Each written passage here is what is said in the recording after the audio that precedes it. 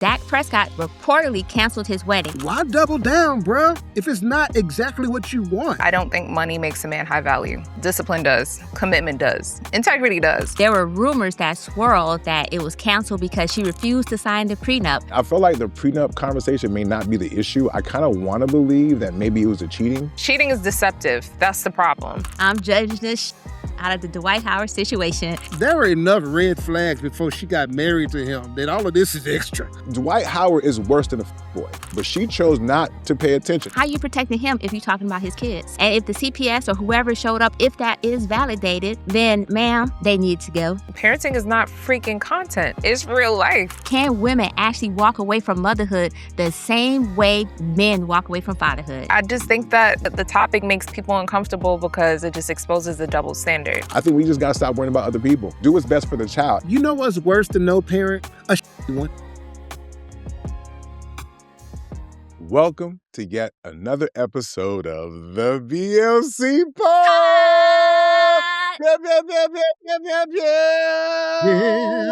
Yes, it's your boy Nic Nice, aka Big Nick Energy, and I got most of my people with me plus T, but without Delvin the. We're gonna get into that in a minute. I got Delvin, you know what I mean? Technical difficulties with Delvin, man. Hearts, we miss you, my guy. We'll get into all of that. And our special guest, T the Goddess, in the building. Before we get a chance to introduce her, this episode is brought to you in part by Potting Made Easy. Pew, pew, pew, pew, pew. Yes, and shout out to my guy, Jay, for spreading the gospel of Potting Made Easy, where we help people who got a voice get their pod on, just like you see here at the BLC. So tap in, Potting Made Easy, potting me, pottingme.com. That's right. Yes. And speaking of having my people with me, shout out to you guys out there, all the people who like, subscribe, follow, and all of that good stuff. And of course, the good folks who bought the merch, y'all. Pew, pew, pew, pew, pew, pew, pew, pew, pew. Although we're not wearing any, but you know it's in our hearts, it's in our DNA. You know what I mean? And we got the B-roll so you can see how fly it is. And we have a special collection coming soon. Mama, let me upgrade you. That's right. So tap into the blcstore.com. Now, speaking of having my people with me, SNM Jones, man, my good sister and them, my partner them, SNM Jones is in the building. Yeah, that's me making that sound effect, which probably didn't play well in your ears, but it's okay because it's a lesson learned. My fault if that hurt your ears. But with that being said, I want to tell you what could have hurt your ears also. I had a Black people moment before we got started. Do you know what a Black people moment is? That's when your smoke alarm keep going off and chirping in the background, and you knew you should have changed the batteries the first time it went off, and you didn't. And so if you hear it chirp, which you shouldn't, because I had to disconnect it all. But if you hear it chirp, just know that's Black people shit. No, I'm just kidding. That's poor planning on my part. Not the preemptive. You know, you sounded the alarm before the alarm sounded. You know what I'm saying? I gotta let you know. And plus, you know, I'm feeling a little toxic today, aka toxic, so it's all good. Absolutely. Ring the alarm, then, is what she's saying. You know what I'm saying? On this here Beyonce's internet. And of course, this brother right here, I reminisce. I've known this brother for damn near 30 of them, 3 decades. My guy, Jay, he's an educator. He's a swearer. He's a thought provocateur, I think, if that's a word. You know him from Goodwoods. If you smoke that, you own that, get you one if you haven't already. You know what I mean? We're tired of the chapped lips, is what Jay is saying. We're tired of the dark spots. If you, too, want to upgrade your smoking experience, you better holler at my guy, 30 years, but this brother was in my wedding. Stop playing with Eam, Mr. Goodwoods himself. Just Jay is in the building. Yeah! What's up, people, man? I say this every week. I mean it more every week. I am happy to be here. This is like my thing. High point of my week. Chop it up with y'all. And just, you know what I'm saying, put our eyes and our ears and, of course, our mouths, pause, on what's going on in the community. So I'm happy to be here. Sad the devil couldn't make it, of course. But, you know, we got T, the Goddess, S&M got some help. Y'all are in for a very, very, very awesome conversation. So strap in, folks. Get your drinks, get comfortable. You know what I'm saying? Tell the child to shut up in the back. If you're listening in your car, it's about to get real. Yes. And I mean, what a great, alley-oop, Jay, to our special guest. I've known her for several years. We've conversed a lot before I even saw her for real, because we was on Clubhouse having those amazing conversations from the pandemic. Y'all forgot. I feel like people forgot the pandemic, what it was like to be inside the crib, you know what I mean? To connect with people over the phone or over the internet. But I met this good sister engaging in good conversation. You know what I'm saying? When I say T the goddess, be clear, because she wanted me clear, it's a small G. She ain't trying to take the way, you know what I mean? But T the goddess, we've been on T between me and SNM. It's always like a little weird. But anyways, we've been on Pause, T. if necessary. Yeah. You see, Rose? We're not. Right? But we're super excited to have none other than T the goddess is in the building. Hi. Baby! Thanks T, so what's much for happening? having me. Thanks for having me. Happy to be here. Y'all got me laughing already. Yes. Look at my eye tearing up from laughter already. This is hilarious. Yeah, man, this is showtime, girl. But listen, man, you underselling it a little bit, T. What's been good with you? Like, what's up with you? Telling people a little bit, a little something, something. Well, hey, y'all. Hey, I mean, I am Tamika, also known as T the Goddess. Some may or may not know I'm a creative entrepreneur. And I'm just happy to be here. I tend to, just live life to the best as possible and encourage us to do the same. And I'm here to have conversations about that. So thank you for having me. Yeah, I mean, listen, first of all, any woman who's building an empire, okay, and she got pillars of said empire, okay, you know what I mean? First of all, it's the travel. It's not even just traveling, because, we vibe on the travel tip, you know what I mean? Shout out to Seamless, the Globe Girls trip, get you a ticket real quick. But the point is, right, when you told me he was down with travel, I said, wow, because it's not even about where you go, it's about who you are when you get there and when you Yes. leave. Can I talk about it, Queen? Can I Yes. talk about it? Yes, you But can. but there was another part of the pillar, right? Can you tell us about was it Yoni? Not Yoni. What was it? First, tell the people about your pillars real quickly so that I mean, we can go there, but I just wasn't real trying quick. to censor myself. But I'm a creative entrepreneur. I'm a travel curator. I'm a cultural commentator. I like to say that. I focus on creativity. I focus on wellness, and I focus on empowering others.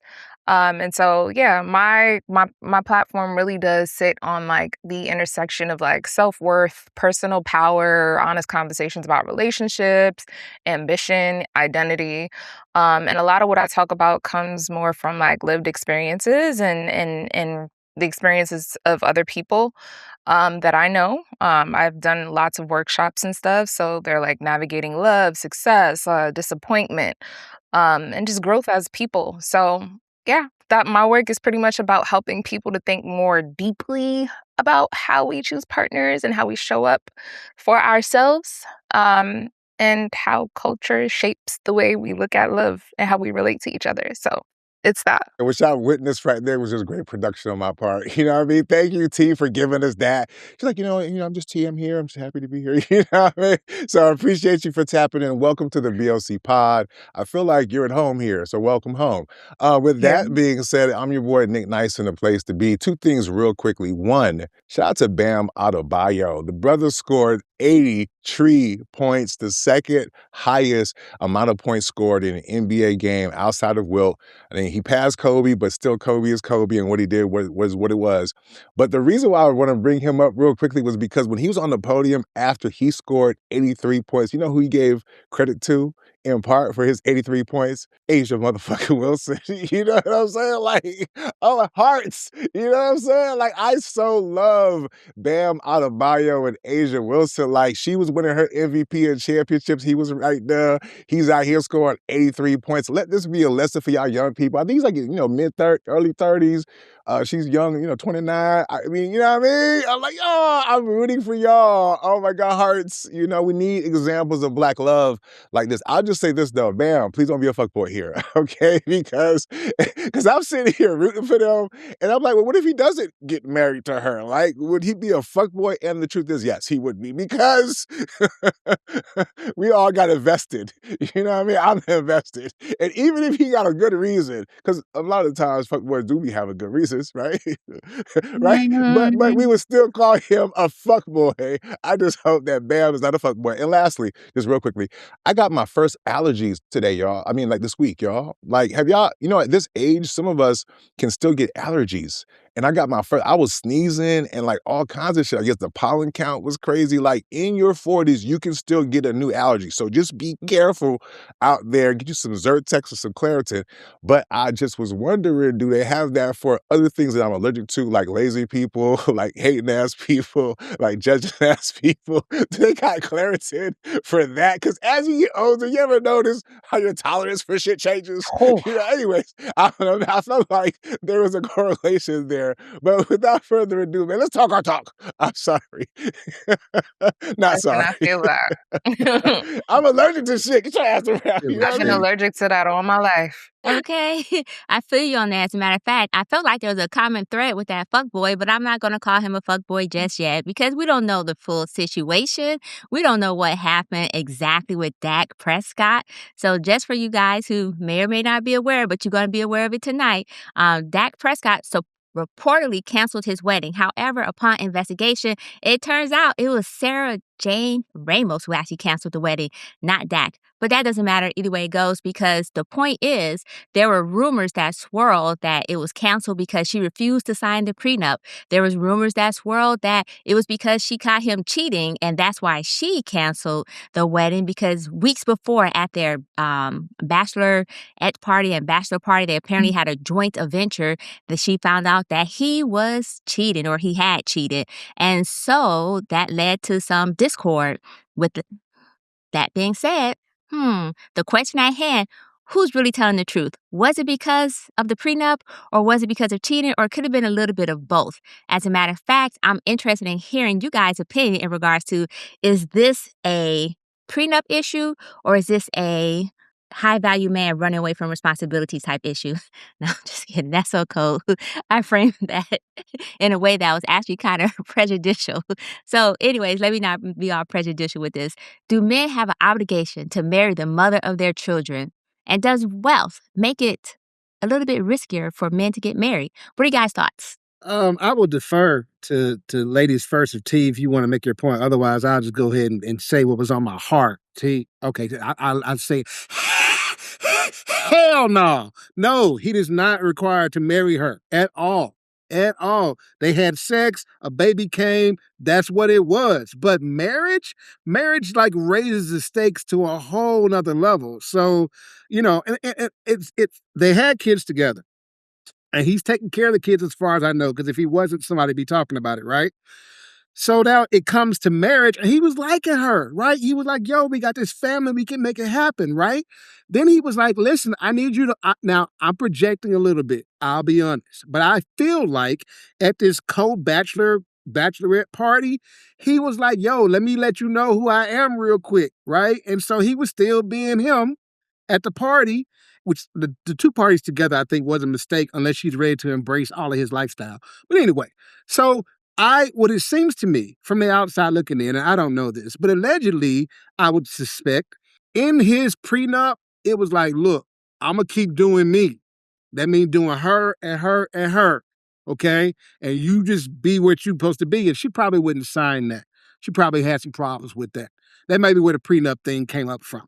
But I personally feel like, as what they call a high-value man, as a man who's making a lot of money, as a man who's already got this emotional obligation to these children, right, and to her as the mother of the children, why double down, bruh, if it's not exactly what you want? I get it.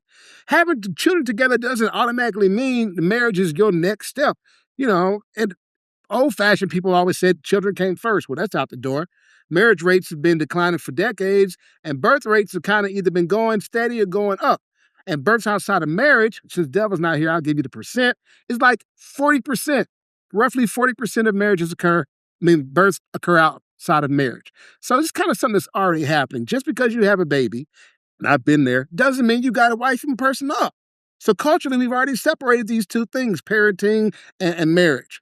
So for someone with significant wealth like that, right, legal marriage raises the risk. Now he got to do alimony. She going to take half. I want half, Eddie. He got all these problems, right?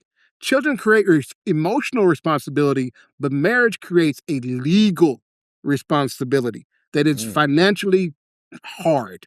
So, and those are two different decisions. So I'm going to cap it off like this. Parenthood is biological. Marriage is contractual. Dak, if it ain't what you want, man, get out. Doing it right. So I don't know. Like, I've always said this. I think I've been consistent in saying this. I don't think money makes a man high value. Discipline does. Commitment does. Integrity does. Like, he could be rich and still emotionally bankrupt. So yes, when a man is like successful, they suddenly have more options, more attention, more temptation, fewer people telling them the truth because they want to kiss his ass and they want to have him think that any choice that he makes to quote unquote protect himself is justified. And I don't necessarily feel that way because just like you said, marriage is contractual. Parenting is a responsibility that should require commitment. So just because he's successful now, and he has more options, everyone is like, yeah, boy, you made all that money on your own. You should leave the woman that you gave 2 kids to and move on just that easily. Granted, I'm surprised, S&M. I didn't realize that the cheating happened during the bachelor party. But Well, I'm not sure No, if it it was wasn't that during the happened. I bachelor think she party, found but out it about it. happened weeks before she found out weeks before, and it came out during the bachelor party that he had cheated. Oh, okay.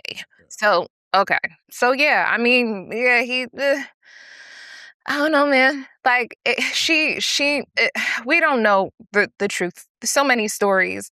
My thing is though, like parenting requires responsibility. Like it's not, yes, it's biological. However, it's a choice that was made by the both of them, not once but twice. Now they just get to skate off, and I don't know. As it relates to the prenup though, I do feel he would be justified in feeling some way about her not wanting to sign it because, girl, he earned his living. He earned his way. If you love that man, put something in your prenup to protect your kids. Like, that's it. You know what I mean? But that's how I feel about that. Well, what's great about these stories, 'cause, we talk about these celebrities and then we try to relate it a little bit. And I hear themes of, high value man, for example. And in real world experiences, I feel like I hear young men who may see themselves as that protecting their assets. That's the issue for them, right? They don't want to get married because they feel like it's hard to even have that prenup conversation. So it's great to hear a woman say that, hey, you know what? Yes, it's just a conversation that needs to be had. And on both sides, it might be that a woman has more and she wants to get with a man and he has less. And so I do think that prenup conversation is a good one and an important one, right? Because at least it shows people are thoughtful of their assets and legacy and all that. We talk about it a lot. And oftentimes maybe it's because there's 2 poor people coming together. But what happens when there's one person who might not be poor, but maybe they're not rich like that, and the other person is? And you have to figure out, like, how do you meld these 2 lives together? Some people, are mad at the ideal of a prenup when it's like, nah, baby, it's just business. I love you. I'm not planning on the worst. We got your life insurance. So I think this is important to kind of highlight that I think a prenup is an important part of the conversation when you have assets, whether you're male or female, because my slant is always pro-marriage, right? So in this case, it happens to be the guy who maybe has more, and he, maybe it's the prenup, maybe it's the cheating, right? And so he's trying to protect himself as he should. I think most of us should, right? If it was a woman who had the more or whatever, I'd probably say the same thing. So, I mean, I feel like the prenup conversation may not be the issue. I kind of want to believe that maybe it was the cheating, right? Because I feel like, to come so close to the wedding, to want to break it up now because of the prenup, you already knew what it was. I would think that's something that you would have already talked about. To be so close to the actual wedding, it's like less than a month from now. So if she's finding out that he's low-key cheating, which I believe was the case because he was on his burner on certain accounts having conversations, and I guess she had caught him weeks before, the little dual party situation, which in and of itself, gives me pause. And so I guess, so that even gives me more reason to believe the cheating thing, because most of us as men recognize the only way that we're doing the dual thing was because it was her idea, right? Let's be honest. Let's be honest. So it gives more credence to the whole cheating thing just a little bit.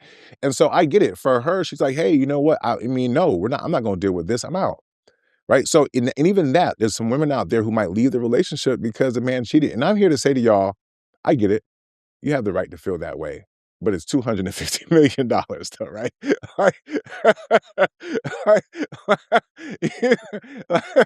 I mean, I'm not saying you gotta whatever, but what I am saying is that, and he's a football player, not just a football player. He also happens to be the starting quarterback of the Dallas Cowboys too, right? Like, just going into it, did you think it was gonna be a thing? If I understand correctly, they got together in 2022. He was the Dallas Cowboys quarterback back then. Like, I just don't know if people go into certain situations with a delusion of what it's going to be, if that's what it was. Because people are like, oh my God, Nick, all men cheat. No, we ain't saying all men cheat, but apparently Dak does, right? And I'm saying that most of us could have guessed it, right? And so going into the situation, was he keeping it private? He was on a burner. If a nigga go cheat, you want him to be cheating on his finsta, right? So that way don't come back to you.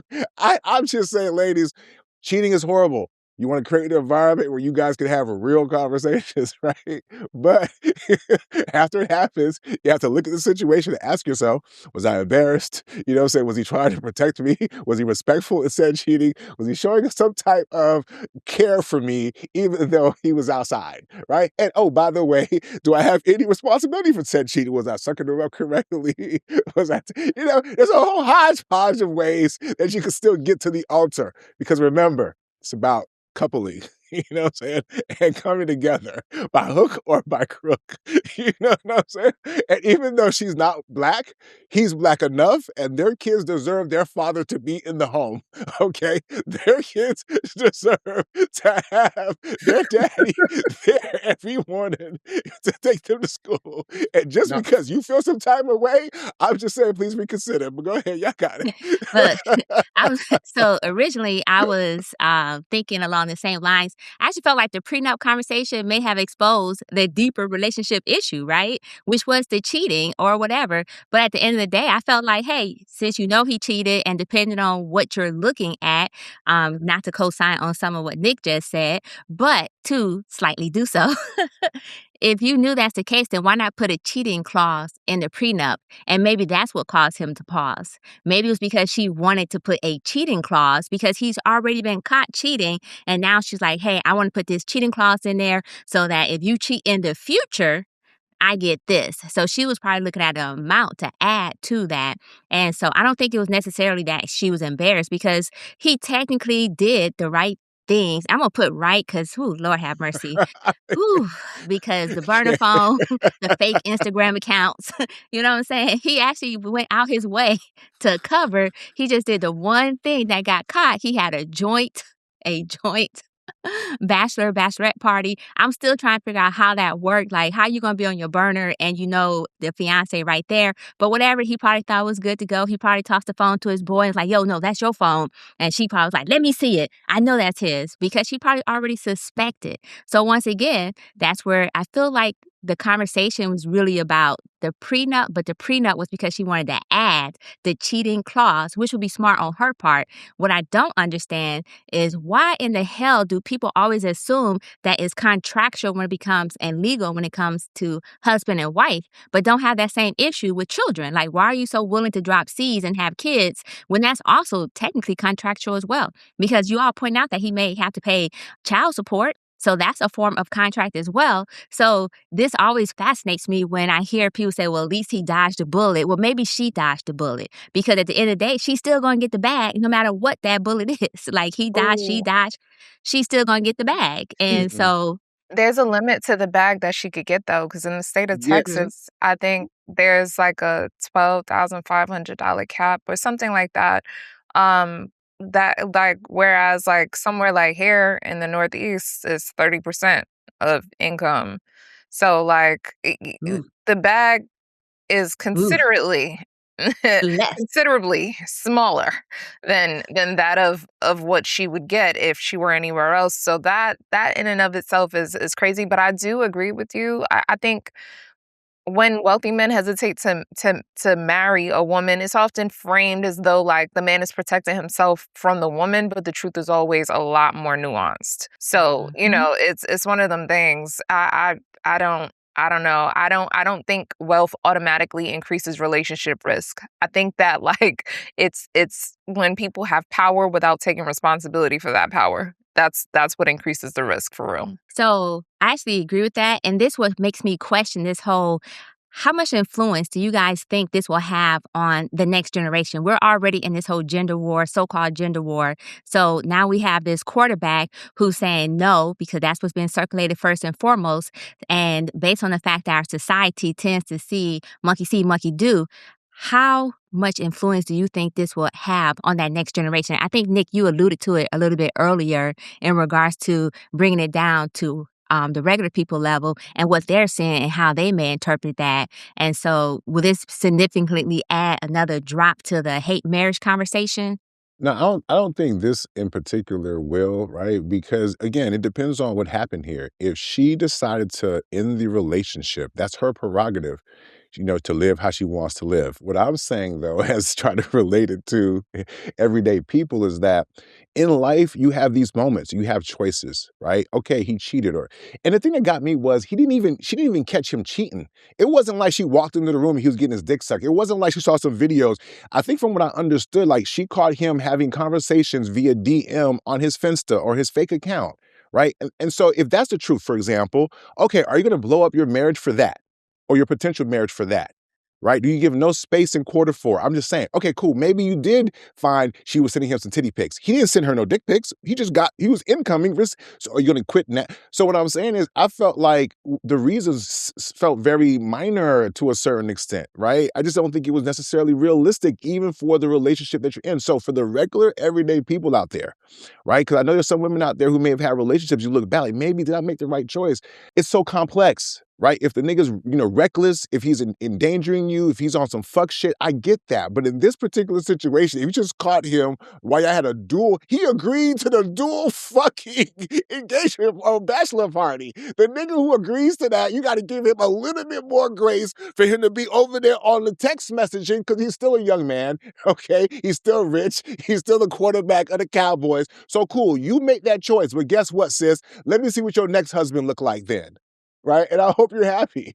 Okay. And as long as you are, then who the fuck am I? I'm just saying for people out there, you got to recognize that sometimes you got choices. You know what I mean? Just don't Yeah, make take your cheating rich man, guys, because he's rich. And if he's cheating on you before, that doesn't mean he's gonna cheat on you while you guys are together. So suck it up, because you'd rather cry in a room. Buttercup. Who It are does you mean that. today?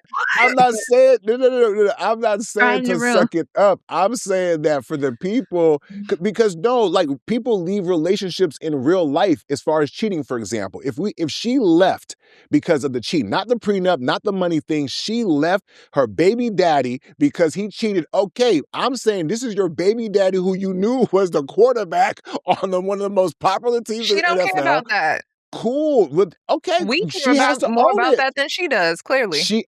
You have to care about the reality that you are in. And as adults, we have to be responsible for the reality that we are in. And people out here can recognize that, come on, sis, if that's what you're leaving it for, you didn't know him to begin with, is what I'm saying. Good for you, sis. You did dodge a bullet, and I wish you nothing but the best, right? Cool. Because all of us could have saw this coming a mile away before you let this nigga put 2 babies in you, right? And to your point, T, right? She gonna get the minimum, right? So what was she really banking on? So now you was, I guess, love, or he gonna be there? Okay, cool. But that's where you wanna leave? Okay, cool. All right. That just don't make logical sense to me.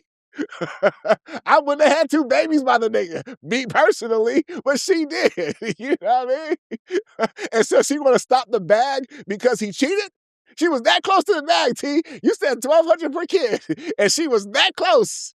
If it was me, the bitch, Something's he tough could have out. had his dick in the bitch's mouth. And I'm like, you know what? It ain't none of my business until tomorrow. He kept moving. What are we talking about? I You understand where you came come from, down. T. I understand where you come from, T. Let me not let this happen. I understand where you're coming from. Basically, you're saying, hey, she thought she was going to be the one to, and people want the one to love them because I'm pretty sure he had expectations. If her ass was cheating, he would have had a problem with it. And I know we're going to say men and women are not the same, but at the end of the day, women still have a tendency to want the same thing. She was trying to prove to him that she's in it for love. Hey, I love you, so I expect you to love me. This is my requirement. I expect you to be faithful. And if you're not willing to be faithful, then I'm out. And if she did, she may have took the conversation and say, you know what, he is a quarterback. I was fully expecting perhaps he has some women coming at him. And that's probably why she wanted to update with the cheating clause because she caught him on Finsta. So I understand where you're coming from. Some women still want to be protected regardless of the situation because she was like, hey, now I'm going in with eyes wide open. Let me put this cheating clause, once again, speculation, into this prenup. And he was like, nah, that's a buck too far. I can't put that in there because we already know my dick's gonna stray. So I can't put that in there. So I It's a feel you, T, on this. negotiation. It's So I leverage. ain't even saying that, but I'm just saying because we don't know what actually happened, right? But I think generally speaking, when we speak about these things, it always just seems like the wealthy has another set of rules, right? So Epstein. that ooh, Clearly. oh, I mean, oh, do it's we true. really want to go there? All right, let me focus. But yes, Trump, it just seems like see they how I have started another set there? of rules, man. Like, oh man, it's not even, and I don't know their history to say that she should have seen it coming. I don't, but I'm gonna take your word for it that she should have been able to see it coming. I as a woman would assume that if you're dealing with a man that has lots of options that you guys, and it's someone that you plan to marry, I would hope that the relationship is an authentic, real one, and that you guys have real conversations about his desires, about, maybe his fantasies outside of whatever's happening within your relationship, so that the cheating is deceptive. That's the problem. And if you can be deceptive, then that's a horrible foundation for any kind of long-term relationship. So again, I'm gonna still sit here and say that just because Okay. he's wealthy don't mean he's high value. I got a quick question up. All right. Hold on, we So, can't. No. We can't do a quick question. Sorry, all because right. if you have a It's comment, really get quick. in there. But a question Well, supposes that because, we're gonna all open right. it up, So and we got to move it's, out. it's We food got for to move thought. out. It's food for thought. Okay. If she just found out he was cheating, and she was so happy with the way he was treating her that she wanted to marry him, okay, and he been cheating all this time, okay, but she was happy with the way she was being treated. Then is it not kind of weird that she's leaving now? Because apparently you didn't mind how you were being treated, even though he was cheating. He was still giving you what you needed. You Okay. should have. Go ahead. Yeah, okay, I get that, but she's gonna say deception, and that just opens up the door. So we're gonna move right along, Yeah, right? Because one thing we may not know what happened in their relationship, but I want to make sure we all can agree on this first, right? Because he didn't marry her, he's now officially a baby daddy, right? Because I don't Mhm. think you could be a husband first and then it don't work out and you're a baby daddy, right? The same way I would say most women would feel like, hey, if I was married, right? I just want to make sure we're clear because now that he's not getting married, Dak Prescott is officially, you guessed it, a baby daddy, right? And apparently, according to this post, what kind of baby daddy do you think Dak Prescott is, right? This brother came up with a post of at least 10 different profiles of baby daddies, right? From like the king baby daddy to the sorriest of them, right? Kim would say that Kanye is on the sorry side of this baby daddy conversation to the point where she's like, hey, you know what? I might just change the kid's last name. You know what I mean? I think even Sierra did that with Young Baby Future. You know what I mean? So apparently, being on the low end of being a shit baby daddy might get your kid's last name changed. So what are y'all thoughts in terms of this conversation about the different types of baby daddies, identifying them, right? And I know because we're solutions oriented, how important is it for women to identify the type of potential baby daddy a man might be? Because with the Dak story, did she look at him and say, you know what, he may not marry me, but at least he's going to be this type of baby daddy, right? Should women consider, even before the kids, what type of baby daddy would that man be? What are your thoughts about this, right? The types of baby daddies the classifications and maybe the preventions, right? The discernment, Okay, so anyone? first, so first, the fact that Amelia went to the women and the potential, right? Because that would get us in trick bags in the first place. We're always looking at the damn potential and not recognizing that sometimes the potential that show up is basically a straw man. Sometimes what we see actually may not be what we get because once there's been numerous cases where the so-called, well, we'll just say the baby daddy changed as soon as the woman, so this man who was loving by all accounts or whatever the case may be, end up changing once the woman got pregnant. There are numerous studies about this. Well, I won't say studies, there's numerous cases about this where women say this what occurs. And so I think that we can't necessarily just say like, yes, women should vet and yes, we should vet for potential, but we also have to recognize and keep the space open for the fact that that men actually change after the baby, after woman get pregnant. There's been cases where the man ghosts the woman because she got pregnant. And so he's a ghost dad. You know what I'm saying? So it's like, where are you, right? We call those the absentee fathers, and he vacated while she was pregnant. Got the involved father. Those are the best fathers, the ones that are actively involved. So for Dak, I don't know what she was thinking, if he was going to be involved or not. Got the weekend dads.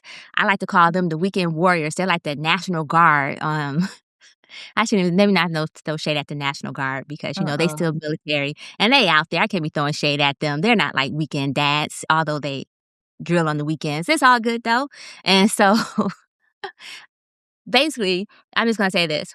I think this conversation is interesting. I think it's about time we having a conversation about the types of baby daddies so we can stop putting the conversation always on the single mothers and sometimes the type of single mothers. Let's call these baby daddies out and bring it to the forefront because women always carry the burden of being the parent, the primary parent, or the majority of the time they carry the burden of being the primary parent. So let's get this daddy conversation on the road and talk about it. Why are there so many absentee? I do like the financial provider because she could have been like, yo, is Dak.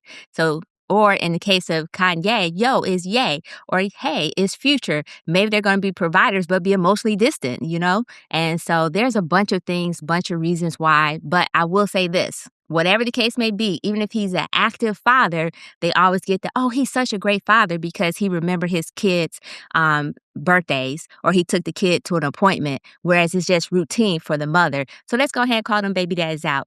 Okay. Let me start here.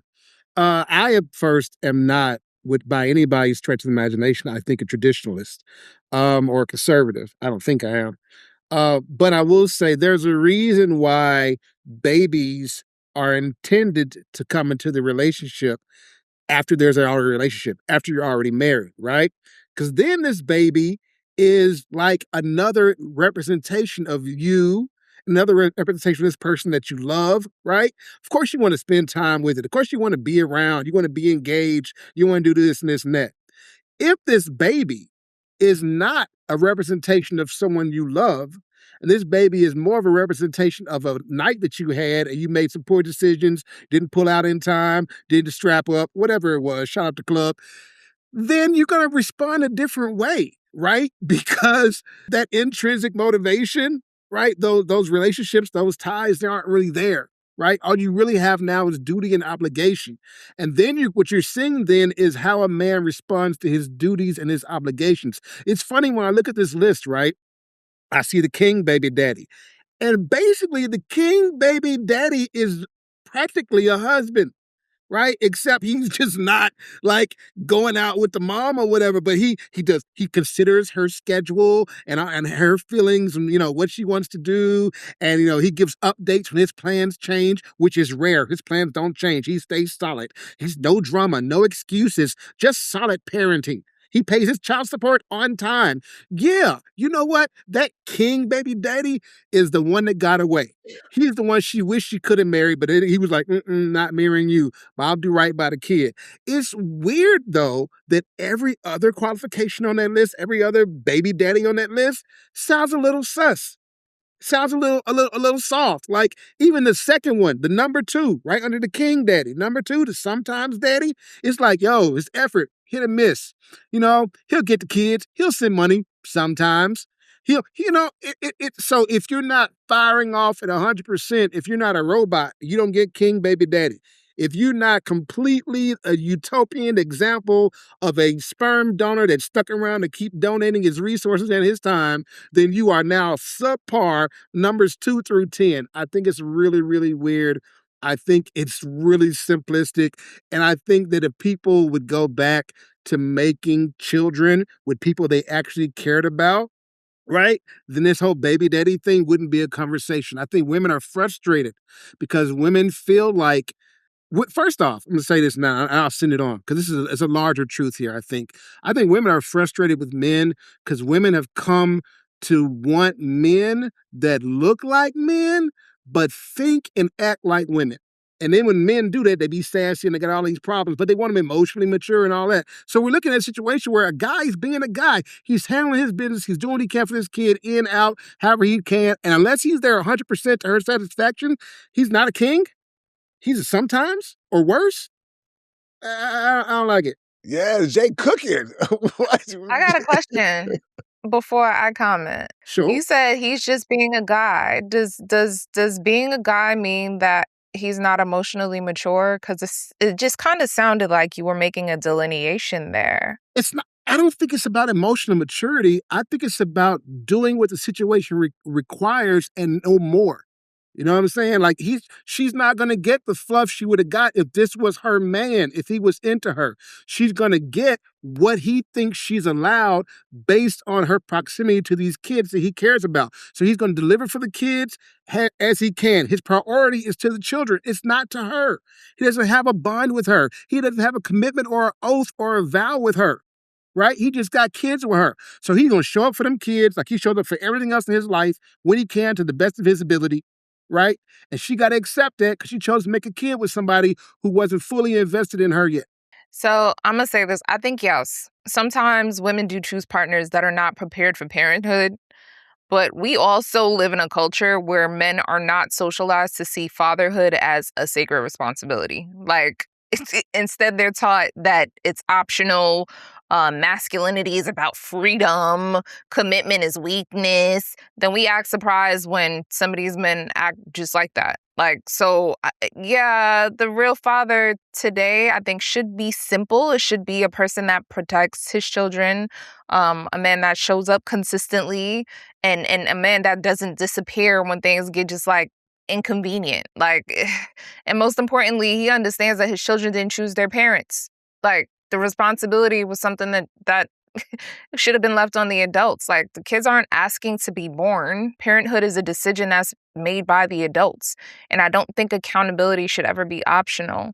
So that's especially not once the kid exists. Like, everyone wants to have sex and let off nuts and have raw sex and not consider the fact that, hey, there's life in there. You release semen into a woman's womb. There's a possibility that she is going to get pregnant. And if you don't see yourself co-creating with that woman, why are you having raw sex with her? Oh, because it feels good? But then again, I forget, men are savages. Y'all will have sex with women that y'all don't even like just because she got a fat ass and a cute smile, or roll the dice with your dicks and not know whether or not that girl's burning just because y'all think it's going to feel good. So, I don't know. So I just want to point out for the record that in this conversation that we knowingly were going into it to talk about baby daddies, that it was a woman. I'm not going to say any names, SNM, that brought up single moms in this conversation. It was not any man who brought it up. We were specifically talking about men. I was going to bring it for the record that we did not do that. That's number one. But since she did, I'm kidding. I was just ready to say, like, first of all, just to say, thank God the conversation is finally focused where it's supposed to be. Ma'am, I mean, I'm just saying, I did not, in court, when you introduce something and you let it ride, once you open up that door, it's open for everyone. So I just want to go on the record and say that you opened that door. That's all I'm saying. That's number one. Number two, I think this list was supposedly written by like a man. But in truth, any of us who read that list know that's a lie. That was not written by a man. Or rather, I should say it was not written by a heterosexual man. Let's be clear, okay? Let's be clear, because I think what Jay was hinting at was how the list positioned all these different men who fall on a different spectrum based off of their life experiences, who they are, how much money they got, the woman in their lives, right? There's a myriad of reasons why, to the person who wrote that list, which was most likely a woman, that guy's going to show up a certain type of way. So I get why Jay was like, hey, this list is like husband light, right? Because that guy who's on a pedestal is just really a responsible father. Now, where I disagree with you, though, Jay, is that I think some men allow their feelings for the mother to cloud how they show up as men, period. Mm. Right? Because it shouldn't matter whether or not what relationship I have with that woman. If I have life with her, but that's my kid, that kid is a part of me. So I'm going to show up a certain type of way regardless, right? So when I would read the king one, I'm like, oh, okay, I'll probably be the king dude. Why? Because I have excellent communication skills. I don't want no beef. I recognize the situation was what it was. That's not to say that as men, we don't deal with women who are cantankerous or make it very difficult for us to be fathers, right? Which was the other telltale sign that this list was written by a woman, because number 11, if not number 2, should have been the father who's fighting to see his kids and want to be a part of his kid's life. I didn't see that father on the types of baby daddies, right? Once I didn't see that father, that's what told me this list was not written by a man, because even if I give space for all of the other type of fathers, where was that father, the one who actually wants to be a dad, but he can't because his baby mama's cantankerous? Now, with that, you're welcome. You know what I'm Yeah, I saying? got pushback Now, for I that will. one. Now, to bring it back to the door that S&M opened real quick to the women, because yes, we can spend all the time in the world bemoaning how these different fathers are and how they show up. The reason why I actually like this list is because I don't think most women, when they date men, really consider what type of father he would be in the first place. I think a lot of y'all meet a dude, you like him, you like his vibe, his energy, you think because he presents a certain type of way, he might have a little flash, a little bit of money, that means he's going to be a good father. You have not watched how he treats kids. You've never seen him around kids. You never seen him like with his nieces or nephews. You've never seen him interact. But whatever reason, you like him and you move forward and you have sex with him, and all of a sudden you're knocked up by him and you never really consider the type of baby daddy that he would be. That's why I like this list. Even though it's written by women, it's probably for women, because some of y'all need to consider the type of baby daddy that you're sleeping with. Has he shown you signs that he's going to be a king one or the one to sometiming ones? I feel like behavior is pretty decent to recognize if you just fucking paid attention. So if you're going to have sex with a nigga, at least consider what type of baby daddy he will be, because you won't get the commitment like we saw with Dak's story, right? He might decide not to marry you, but at the very least, if you decide to have that baby, you have to think to yourself, what type of baby daddy will he be? And far too many of y'all, I don't think, consider that at all. So yes, I may not agree with the characterization of it, but at least it puts it in womanese enough, because y'all like to hate men and blame men for y'all reasons anyway, right? So cool, y'all got y'all list. But now at least consider it the next time you lay with a nigga, and ask yourself, when you decide to have that baby, was he the type of father you thought he would be? Because many of y'all didn't give it the thought in the first place. So I advocate y'all thinking about it now. Now you have a list, because you know what lists are great at? Organizing things. You know what I'm saying? Like, you know, it's a list. You want to fuck with the king nigga. You want to fuck with the dude who's going to be a great, even if the relationship does not work out, he's going to be responsible. He's going to spend time, right? Because he's a solid dude, not just because y'all ain't fucking around no more, right? Because to me, Jay, that's where we part ways, because some of y'all be showing up like that, and I can't co-sign that. You know what I'm saying? You know, I can't. I'm sorry. You know what I mean? I would be the type of father I'm going to be regardless if I find myself in that situation, but I do feel you though, right? And I just think that that's fucked up. But yeah, I'm sorry, S&M. Thank Oh, you no, for no, opening that no. door, No, because first of we're all, he solutions opened that oriented, right? door. Right. So We're first of all, solutions Jay oriented, opened right? that door when he asked about women vetting, and I specifically responded and said about the pushback that men show up with their representation. The woman could have vet all day, but men literally change once the woman get pregnant. Just because she's vetted does They not don't. guarantee long-term Cap. success. It's That's not cap. cap. We have, just like you That's talk about the cap. men It's not crying cap. in the when you talking about the men who be crying in the car 30 minutes before they go into the house. You know what?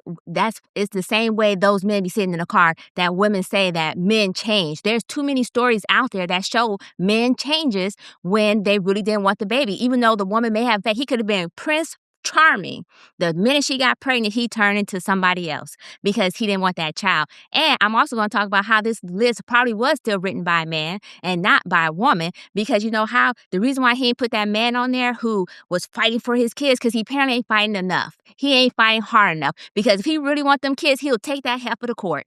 He'll be like, well, she acting this way. She's cantankerous. Let me take her ass to court. So Ew. stop using that as an excuse That's of cap. why you can't see your That's cap. child. Oh, I can't see my child because she mean. I can't see my child because she's holding him against me. Take her to court. Court works both ways. And as a matter of fact, it's been studies that have shown that if the man even asks for joint custody, he's most likely to get it. So if he want to see that child, take that ass to court. Don't be over here talking about, oh, I can't see the baby because the mama, and then lie to the next woman talking about, oh, well, she won't let me see the kids when you know damn well it's because he don't want to see them damn kids, which goes back to Jay's point about she's doing this way or she's doing this or blah, blah, blah, blah. It ain't nothing a woman can do. If this is my child, and now I'm going to go ahead and speak in womanese, which I hope will translate to manese, so y'all can take some accountability as a responsibility when it comes to speaking to other men and how they show up in the relationship. With that being said, womanese speak here. Ain't no fucking way I'm going to let some woman stop me from seeing my child. No fucking way. If I'm a man, even as a woman, and I have the child, Oh, we no get way. derailed. How we? Oh my God. Oh my God. Thank you. I would be normally perturbed, but thank you for that to the goddess, because we needed the referees or whoever that was No. to throw a flag on what There was SNM no doing. flag on the play. Madness. This is, we talking Normally, manese. Madness. but look at God. No, Look that at is God. no. That was not God. That was God saying I she's could've right. It was ringing the sworn- alarm Let me on do that. bullshit excuses that men be provided on why they're bullshit as fathers. That's why. So when we talk about emotional presence and so forth, you're like, oh, he's providing financially. Well, you know what? Fatherhood should evolve too. So that includes that emotional presence towards that child. It don't have to be with the mama. And I agree with you, Nick. He could be showing up that way because he don't like that baby mama. That could be why he treating his kids that way. But that's the issue with him, that he need to get the fuck over and go ahead and be the man and take responsibility for the seed that he planted, regardless of that relationship that he had with the baby mama. So let the bell ring again. Matter of fact, where my damn fire alarm so it can go yeah. chirp. Thank you, ma'am. Because let's move on. But I'll just say, T, you want to get in there, because I feel like you can get your little sister girl moment in there. That's cool. Go ahead. No, so I mean, I agree with a lot of what she said, and part of me, guys, I thought I put my thing on TNT, but so girl, I so wanna agree, but I do think that I do think that there can be space to speak to the fact that there's a lot of bitterness that comes from both ends when the relationship doesn't work out and there's a child involved. But I have to be honest about the fact that it's mommy's baby, daddy's maybe. And like I said earlier, because society does not really socialize men into taking fatherhood. It's almost as though it's optional for them. As a woman, it really does fall on us to not just be laying with these dudes that's gonna be careless. And I do find that a lot of the times those child support visitation situations end up happening on account of a woman being bitter that the relationship didn't go the way it was supposed to go. But I will say that I do think this whole type of baby daddy conversation is interesting because it reveals a little deep. There's something kind of deep about our culture. We kind of turned parenting into commentary instead of responsibility. We definitely created a language where we're categorizing freaking fathers like personality types, and that's really interesting to me. That is actually a Hold on. perfect segue unless you want to say something. No. Nick. I got. Before we do, I just gotta say a couple things. I said they'll catch you. No. Just a couple quick things. Go ahead, sir. Yeah, because I'll give you most of what you said, right, just for the sake of moving on. But like this idea that women are fully getting tricked. Listen, I'm a guy. I've given credence to how guys move. But if a woman's having sex with a man within 3 dates, or however many dates, and she doesn't know his last name, doesn't know his address, doesn't know what kind of money he's making, doesn't know his credit score, you cannot tell me women are out here getting tricked, because the moment you lay down with somebody is the potentiality for you to start to have a child, right? So this the whole, like, just the chumming out there, I think you do women a disservice to act like women are not full-grown adults right? Who can discern certain things. So all I'm saying is because I wasn't making it a negative commentary towards Black women. I was saying that this list is useful because some of y'all don't consider that at all. Y'all just like the dude and you just think it's whatever. So now, if you're thinking about, is he going to show up a certain type of way? I think there's a use case there. But to pretend like women don't have some agency and autonomy when they fought for it and have the wherewithal, the smarts, right, and the discernment despite their emotionality of being women, nah, I'm not doing that because too many women are having sex with niggas that don't even know their fucking last name. So if a baby comes, now you got to deal with that. Now you got to figure out. So all I'm suggesting is, sis, before you lay down, just consider what type of baby daddy he might be. Can I ask That's a all I'm question real saying. quick? And last thing, before you get your question, I'm gonna pass it to you. And the second thing is, what utility? Y'all was in pre-pro talking about like, how can we make this good? I get you want us to bemoan men. Men will say, yo, what are we doing? We're not those guys. We tell men all the time. We just said, be a good father.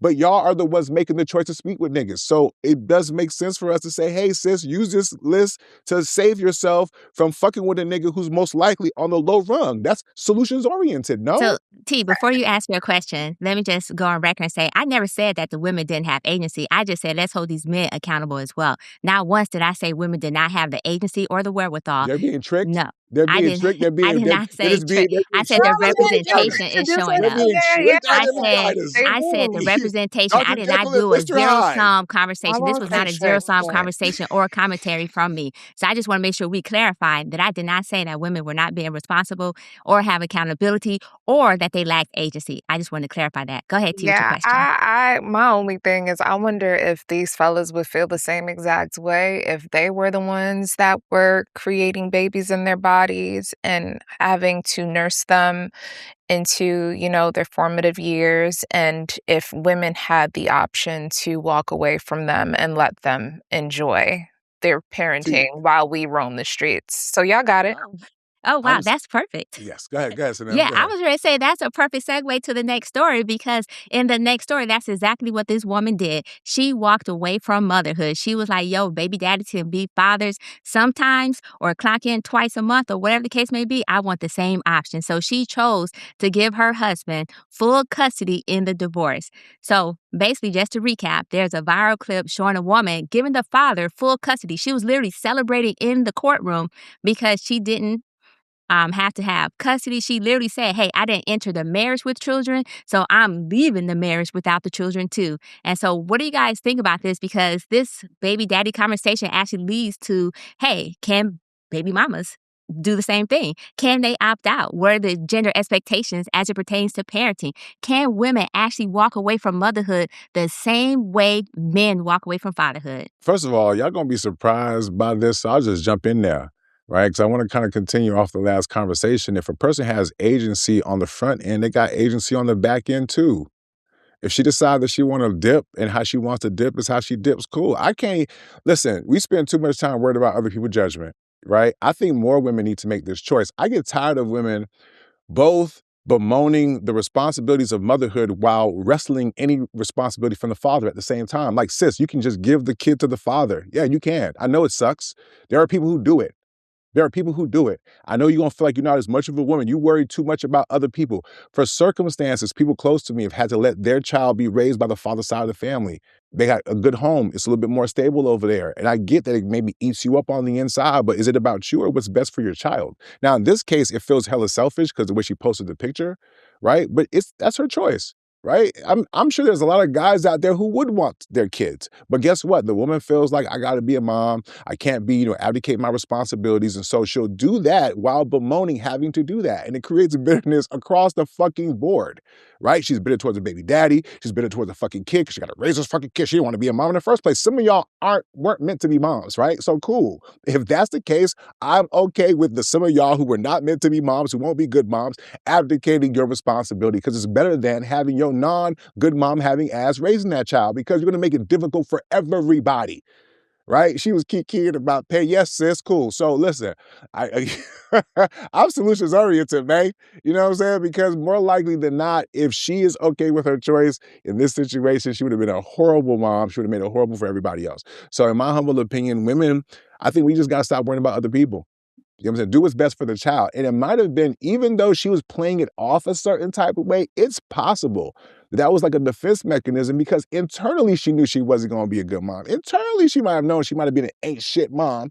So why go out like that when you can make it seem like that's right? Ooh, child, I chose not to. Ooh, look at me, girl. No, baby. That was just a better way to save face than to face herself and recognize the fact that she would have been a terrible shit mom in the first fucking place. And some of y'all need to make that fucking choice for real, if you're going to keep it a buck. You get what I'm saying? And so, yeah. And so with me saying that, guess what? Because I think the string I wanted to pick up on was, I think T asked this, if it was me, I'm empathetic. So when I give my perspective, it is thinking about if I'm a woman in that situation. SNL, a couple of episodes, and maybe last we'll talk about women need to protect their womb. I champion that. Your sole responsibility is to protect yourself just as a human being. Do what's in your best fucking interest. Any fucking human being. That should be number one. So when I speak how I speak, I'm saying move in what's in your best interest, given the situations you put yourself in. Right? So yeah, for her, she moved in her best interest. Good for you, sis. You know what I'm saying? More of y'all need to follow fucking suit than to sit there and then choke on being a mom when you know good and goddamn well you didn't want to be one in the first fucking place. You know what I'm saying? And you didn't even have the heart to go to the chop shop and take care of it, which makes it even doubly worse. I'm not advocating none of this shit. But what I am saying is that some of y'all be sitting there treating your kids like you should have gone to the chop shop. Right? Or treating your hostage. So I'd rather you do what she did than any of that. You know what I'm saying? But y'all can't even be responsible with giving up y'all vagina on the front end. So maybe it's too much of me to expect that she's going to be responsible with what happens with her vagina on the back end. I'm sorry. I'm done. You got something to say, Jay, or should I jump in there? I mean, 'Cause I'm probably gonna be on some of the same kind of time, so I was giving you a chance to Dog get pound, dog pound, dog you know what pound. I mean? 'Cause I'm gonna be on some of the same kind of time, so go ahead. I can wait. You want to mix it up? Now I can wait. mean, I can't even say that I disagree with what you said, Nick. Um, I just think that the topic makes people uncomfortable because it just exposes the double standard.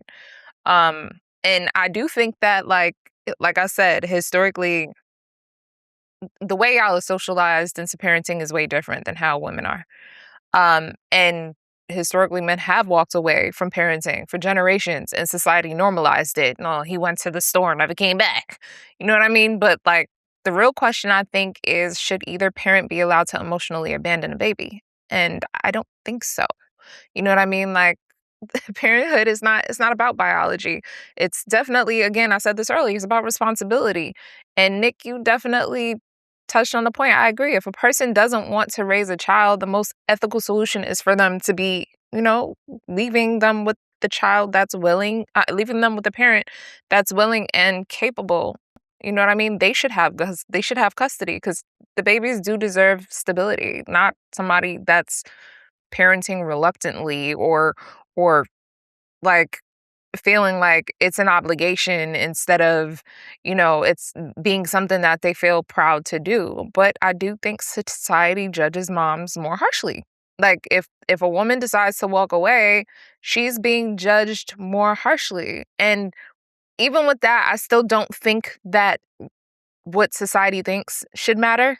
So I agree with you. It really should be about what's best for the baby. Like, who is it that's emotionally and psychologically equipped to take care of the kid? Kids do deserve parents who want them. You know what I mean? Like, a child deserves love, not some obligation. Like, the most important parent is the one who decides to stay and take care of that baby. I think the problem stems from some heuristics, some mindsets, some paradigms that Western society, particularly America, has co-opted that over time we're learning they don't really hold as true as we thought they did. For instance, you said earlier, T, you was like, mama's baby, daddy's maybe. And people really, kind of assumed that mothers had this undeniable intrinsic connection with their child that just made them automatically to be the best caregiver for this offspring. I personally have witnessed in my own life with my own eyes, moms that wives that told the husband, if you want kids, I'll give you kids, but I'm not raising the kid. You do that. You, my mama, somebody else, y'all raise it. I don't want kids, but I'll give you kids. You have at it. I've seen that. I've seen young mothers who were insistent on having the baby because they liked the feel of being pregnant, but they didn't like the feel of like waking up to go feed the child or changing diapers all the time or taking the child out or any of the things that are actually related to parenting, right? We live in a very selfish time. People are getting more and more selfish. And this idea now, which is the reason I think that we have these draconian approaches to like custody where the mom automatically gets her first shot at custody, is because we still kind of presume that mothers or women are somehow automatically hardwired to be the best caregiver. And it's just not true. I, too, applaud this lady for knowing where her strengths are, knowing where her heart is, and being like, I'm not going to put on a show for the rest of y'all. I don't want to deal with these kids except for the weekend. That would make her number 6 or 7 on the baby daddy chart, just so you know. But, you know what I'm saying? She was like, I don't want to do it. And that's what it was her right to say that. I think that hopefully this opens up people's understanding to realize that parenting, as was said earlier, is a choice. It's a choice, y'all. When my daughters would come, or even my granddaughter now, right? She'll come and she'll tell me a story I don't care anything about. I have to pretend like I care. I have to pretend like this fact she just told me is something I've learned for the first time, right? It's a choice. It's a performance. It is not what you want to do. And as soon as we get over expecting these magical things to happen, we can start really having mature interactions in our families and our relationships. And I'm going to say this, I'll say this and I'll pass it. Here's the reason why we know that this automatic magical bond between mothers and children isn't intrinsic. I'm told, and y'all can clear this up if I'm wrong, because I've never had a kid, but I'm told that after a mother has the child, right? After she has the child, she's flooded with these emotions, and then the skin-to-skin contact, she gets this, oxytocin, she gets all these things. There is a hormonal release that occurs in her brain and changes that occur in her body in that moment. My question to you is, before that moment, where were some hormones? Where was that feeling? When her body adjusts to the hormonal rate, where's those feelings? It's something that has to be chosen because it's not automatically going to be there. So hats off to the lady who chose to be honest about how much of her children she wanted to be with or whatever. I'm glad she's letting us have the conversation because I've seen some people who should not be mothers. And they have multiple children, but I can tell they could be surrogates, but they don't want to parent.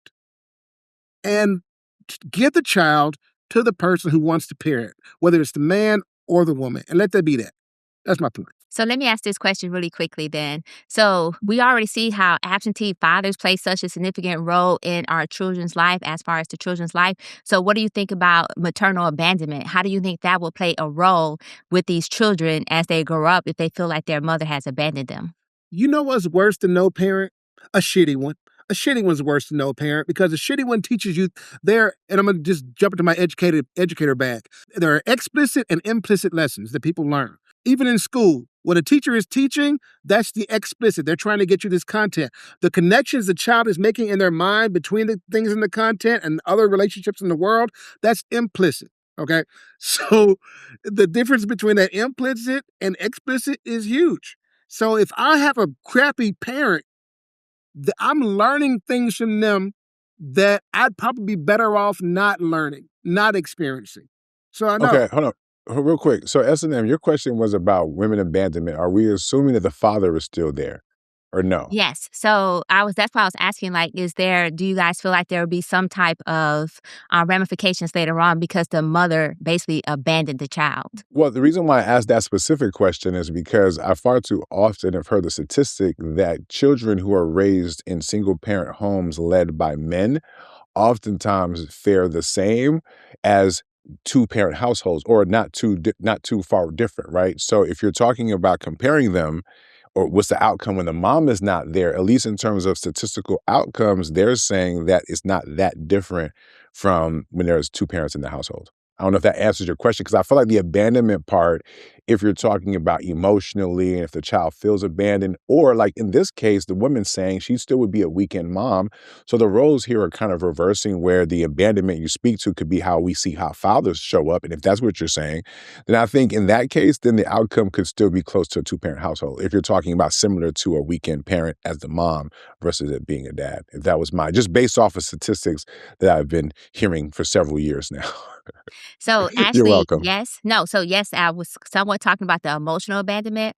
And also because I'm familiar with the statistic as well. And I know that the statistic was technically some people counter argue that the studies is not a large study group because this phenomena of single fathers, or as far as recognized single fathers, hasn't gone on long enough to actually be. So some people argue that it's still in the works. Right, Jay. However, the statistics still exist, right? The statistics still exist.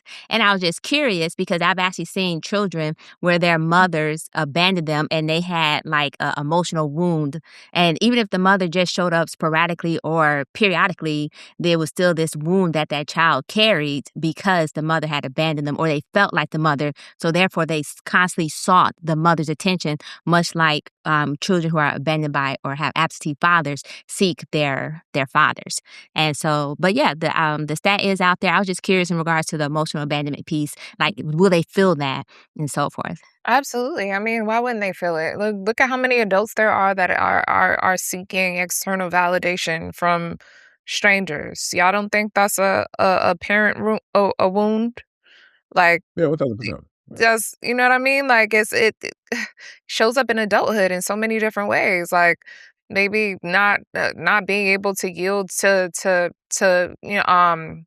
feminine essence, not having respect for women. You know what I mean? Feeling like maybe they aren't worthy of love. Like there's so many ways that shows up.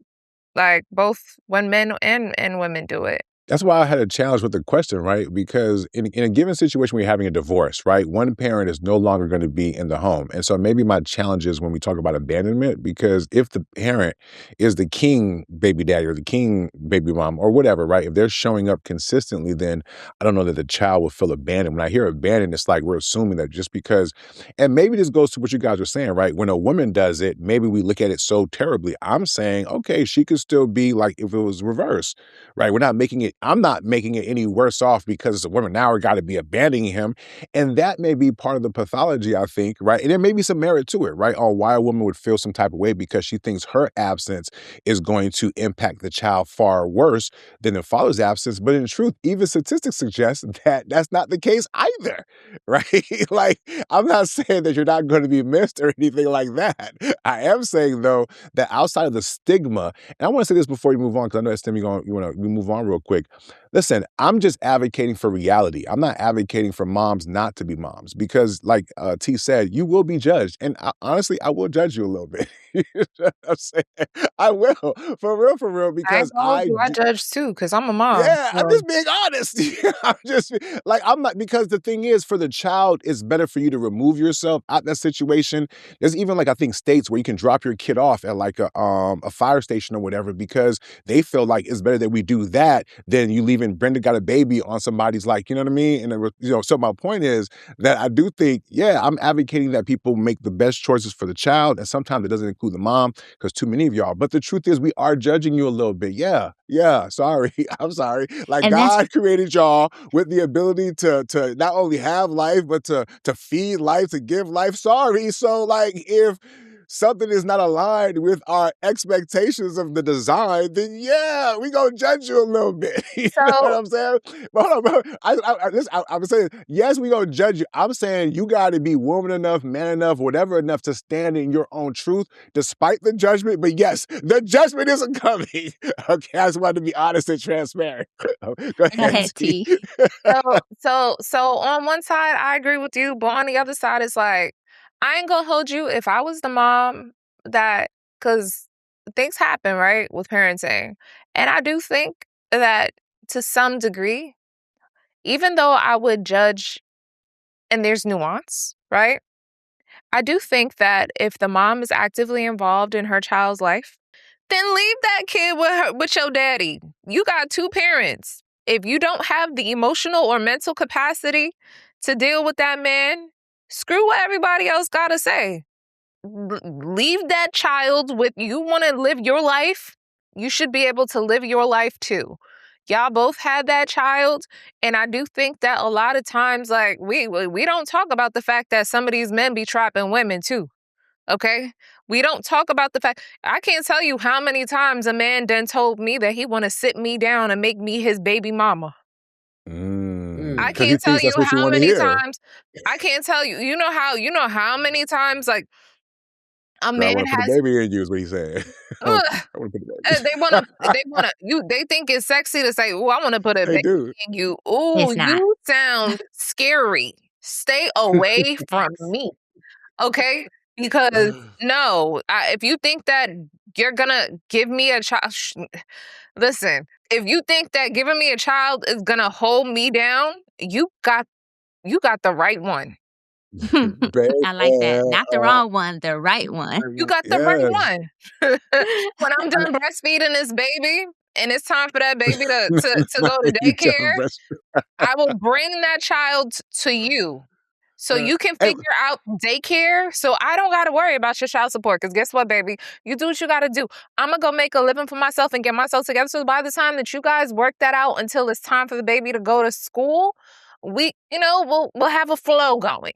But nah, we don't talk about that. There are men that literally will target women to have babies with them just because they feel like they're going to sit them down. And for those men, I do believe that they deserve having somewhat of a deadbeat baby mama. Let me be toxic for a second. All right. Welcome Okay. to Team Toxic.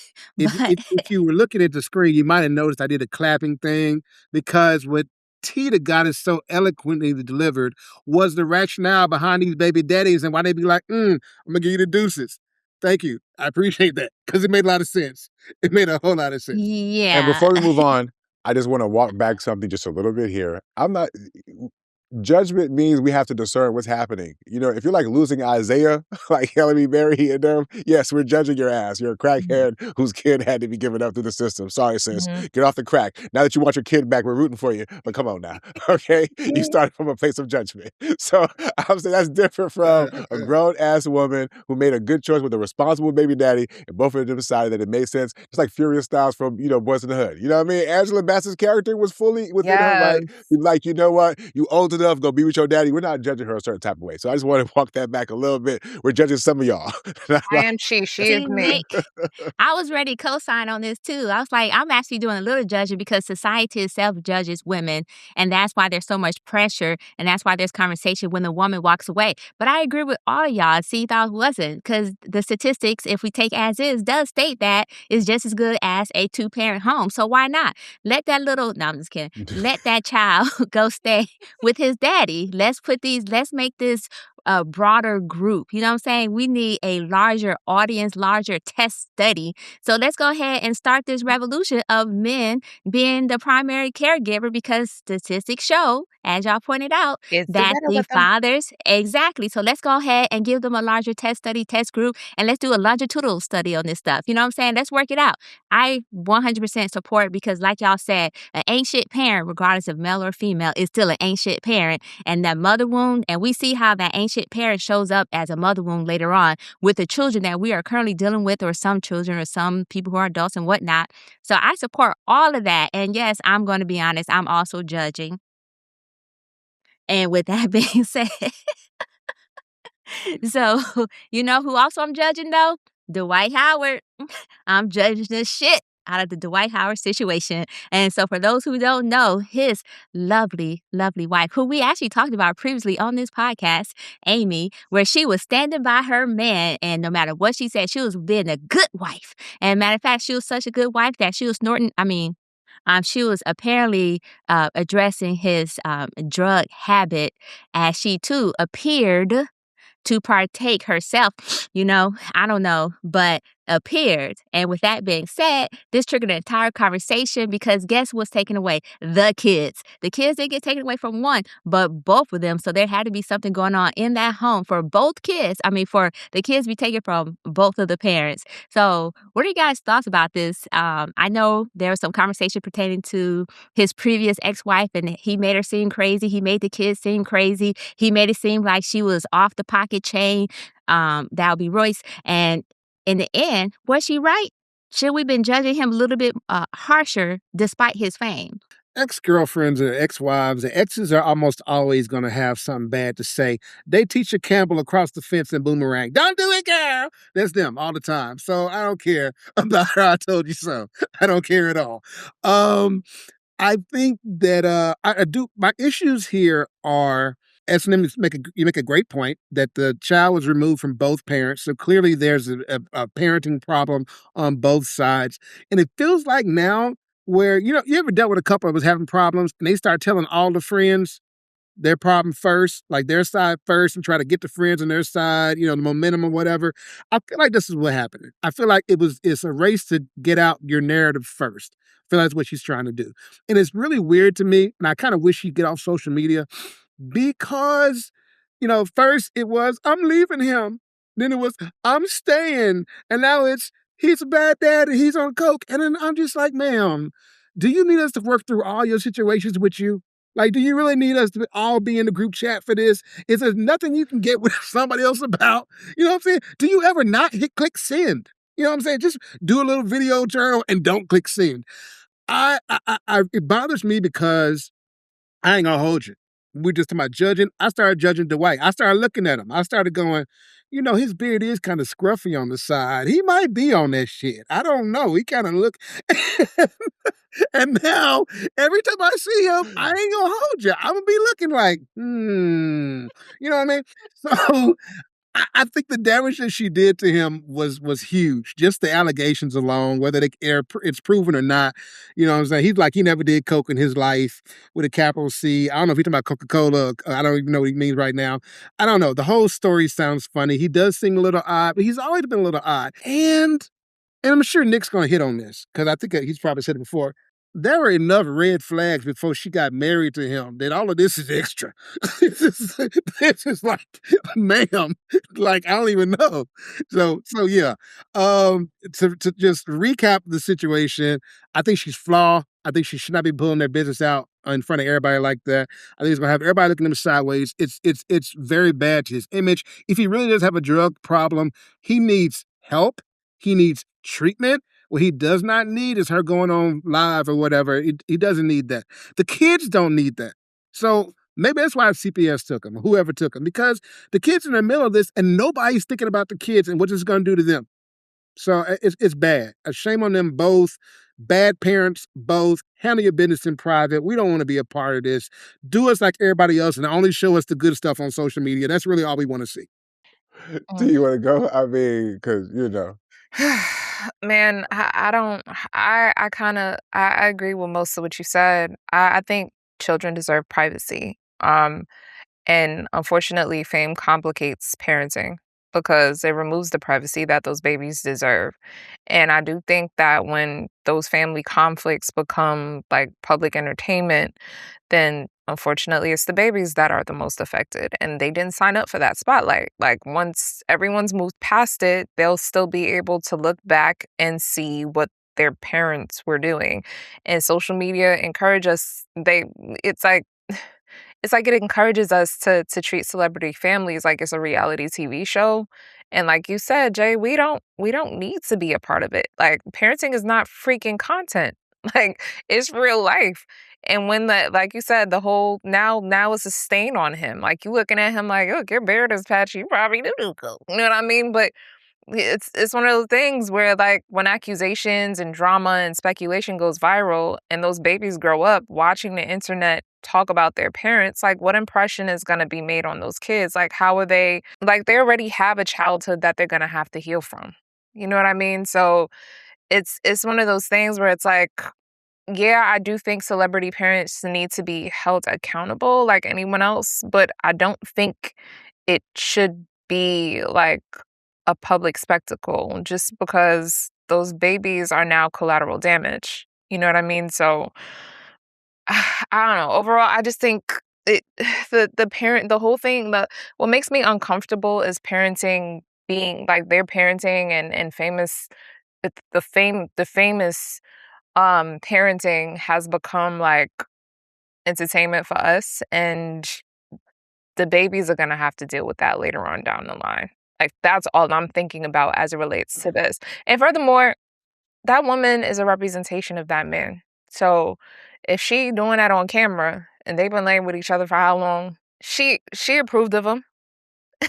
And she ain't no stranger to what it is that she's accused him of. Even if she would have went on camera doing coke without accusing him of doing coke, everyone would have looked at him like, "Ooh, what kind of woman you laying with, sir? Why is that the type of woman you chose?" Because whether we want to, I mean, this is another topic altogether, but who you choose as a partner is kind of reflective of a part of who you are as a person. So, there's that. Like, No, I'm sorry. I'm so glad you said that. That was almost like you good? I'm sorry, I didn't mean to cut you off, love. no, You I'm good? done. That was literally all I was Yeah. going to say.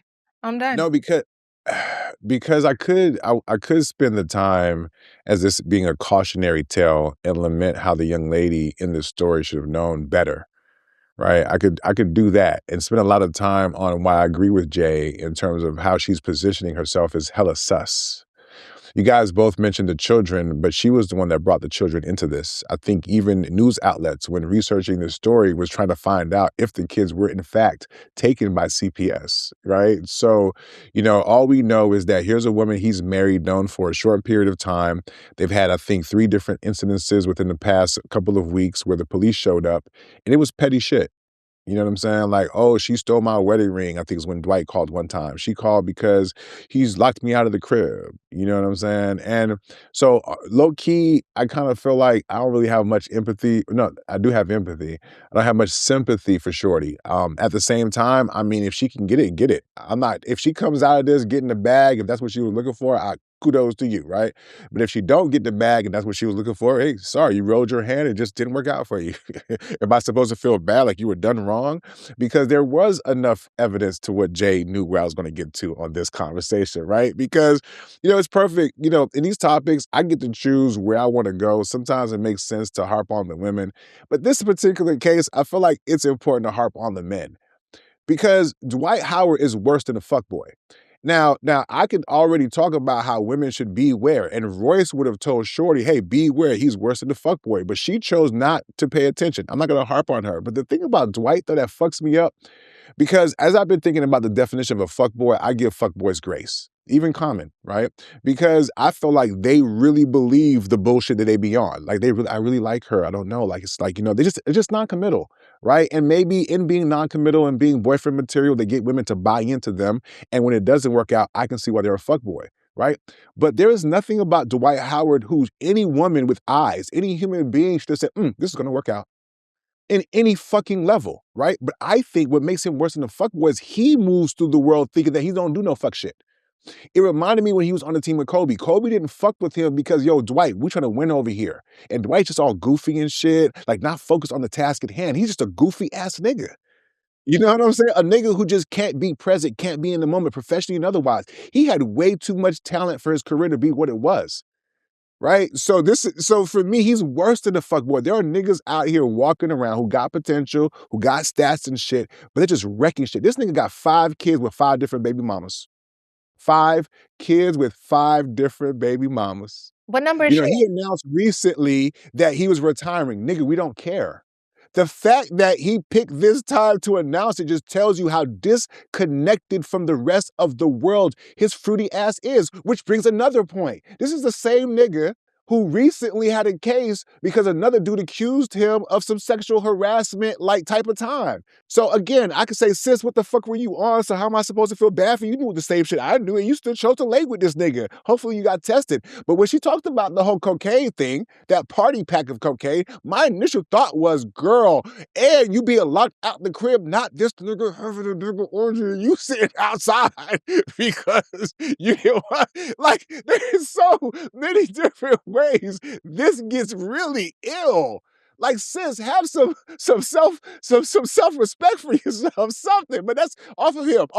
It's hard not to go back there because that's the nigga she chose. But my point is, like, he be moving around like he just don't smell himself, bro. And he probably is on whatever type of time he on. We don't know, but we don't care.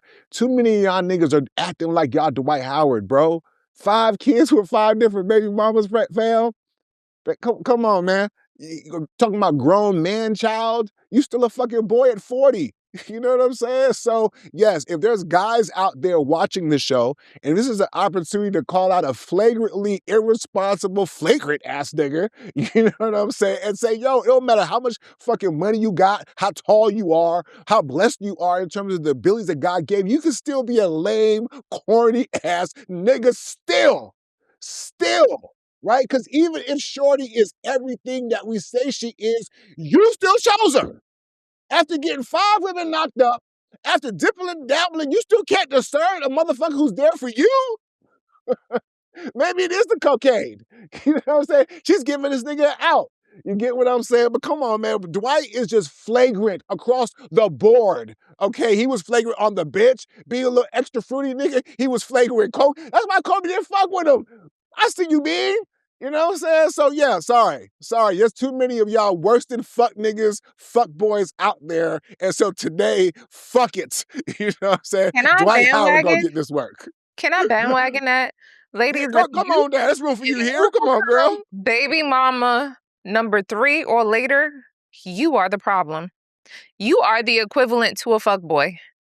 Cause worse. Ain't no way. Probably worse. Cause you fuckboys opened your ain't dropping kids legs off now. to that. That was his proof of concept. Especially if none of those women prior were ever made a wife. You are the freaking problem. She was a beard in the first place. That's what I was ready to say was that. So my full take on this was supposed to be a lavender marriage, and she ain't playing her role. She know that this was supposed to be the new upcoming lavender marriage. She was supposed to play her role, and she forgot it. She forgot her role because somewhere along the lines, she actually said she was putting him over the kids. I don't know why, but either way it goes, maybe she thought she was playing her role, but then when she showed up with the party pack, I was like, oh, ma'am, you forgot your role in this lavender marriage. Let that man do what he was doing in the house. He locked you out for a reason. He didn't want you to see what was going on behind closed doors. He was like, yo, I already told you I'm a power bottom. Let me be that power bottom that I'm supposed to be, not power forward. Power bottom. Let me be that. Let me be in my shine. That's why I gave you this cocaine so you could be high, just like I'm high, and we can all be high together. Allegedly, I'm gonna put allegedly, and so.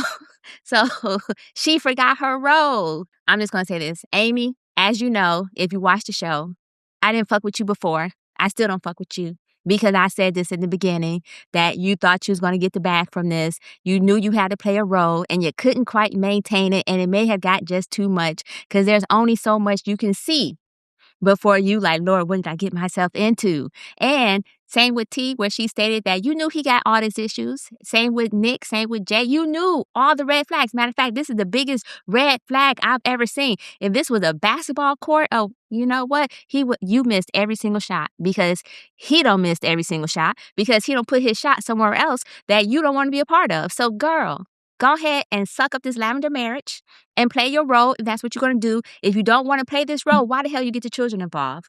Why you had to talk about the kids? Because they ain't your kids. So why in the hell you had to open your mouth to speak on the kids? Because you talk you protecting him. How you protecting him if you're talking about his kids? And if the CPS or whoever showed up, if that is validated, then ma'am, they need to go. Because if they're in a party house and you partying and he's partying with some other folks too, then, it might got too much for them as well. So at some time, we do have to take in consideration the children, and having this play out publicly actually put the children at risk because now they could become memes. He already had all these things going on. Now they can meme him. Now they can meme you. Yeah. Now you a meme. Now all the children get memed because your ass did this fucked it. So, go ahead. No, my bad. No, listen, I was just going to say, her performance, I felt like she worked on that. She was in the whole crying thing. Was that just me? I didn't know if I didn't buy it. I felt like, wow, she really practiced that in the mirror. Did y'all think, was that just me or no? It was a whole lot of ugly face from one tier. You know what I mean? That was Yeah. it was like phase 10, level 10 ugly face, but like one tier. It just doesn't match. You know what I mean? Okay. I agree. And the convenient pouring of this and the wiping of the nose like she had to Yeah, but it was like snort white. It was a great it gave play. Yeah, disconnect. it was a good It gave performance. she was already high when she came on camera. It gave that wasn't the first step. Well, And y'all talking about him being a power bottom. How y'all know he wasn't her power bottom? How you know she ain't get the strap? Like, Because he that's locked true. her out. He people, That's a don't. good point. you know That's what He I a good said mean? point. because he locked her out. Because he locked her out. That's a good point too. That's a good point. You got tired If of the she had the strap, silicone ones and wanted the She need real that. ones. if she had the strap, she definitely let it be. He Go, let girl. her Wait. in. That's a good point. Yes, sir. Listen, baby. I guess he must have came in from Mm-mm. the back. She might have came in from the back door. But Yeah. anyways, listen. She was over here knocking on the front. Girl, the back door open. What you waiting for? Yeah, That could stay open. he locked her out the front door, not the back one. Well, moving right along. This is a tough segue to the last topic of today. Oh, I think was it Young Bird? Is it called? I forgot the brother's name. He was on EY. It was funny. He was on EYL, and he brought up this fascinating concept of a baby prenup. Now, for him, right? He didn't believe in marriage because he didn't believe in no. He clarified. He didn't believe in monogamy, but he was open to marriage or the concept of marriage, but not financially. He couldn't do it because he worked too hard. So what he landed was basically being able to have a baby nup, your baby prenup, I guess, where the two people going into the relationship may decide on the terms that in case they have a child, this is what it's going to be in terms of financially, responsibilities, and otherwise, which got us to thinking, as we so do here on the BLC Pod, is this something that we should consider as a community? I mean, we talk about single motherhood and sex and casual sex and situationships.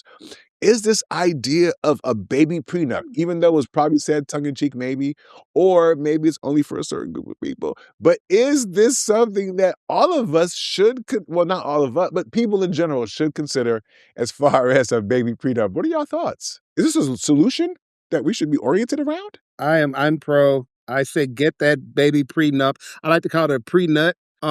Get that thing there. You know what I mean? Jay, I hear balls. Jay is I just thought it fit. You know what I mean? So touche, good sir. That was thank you. Thank you. So here's the thing, right? I have a stepdaughter, and she has some children. And the very first time she was pregnant, she wasn't married to the dude. And my wife and I told her, listen, while y'all getting along, go ahead and work out what custody would look like or whatever in case things don't go well. They didn't listen, right? Now they got all sorts of legal documents and things are whatever.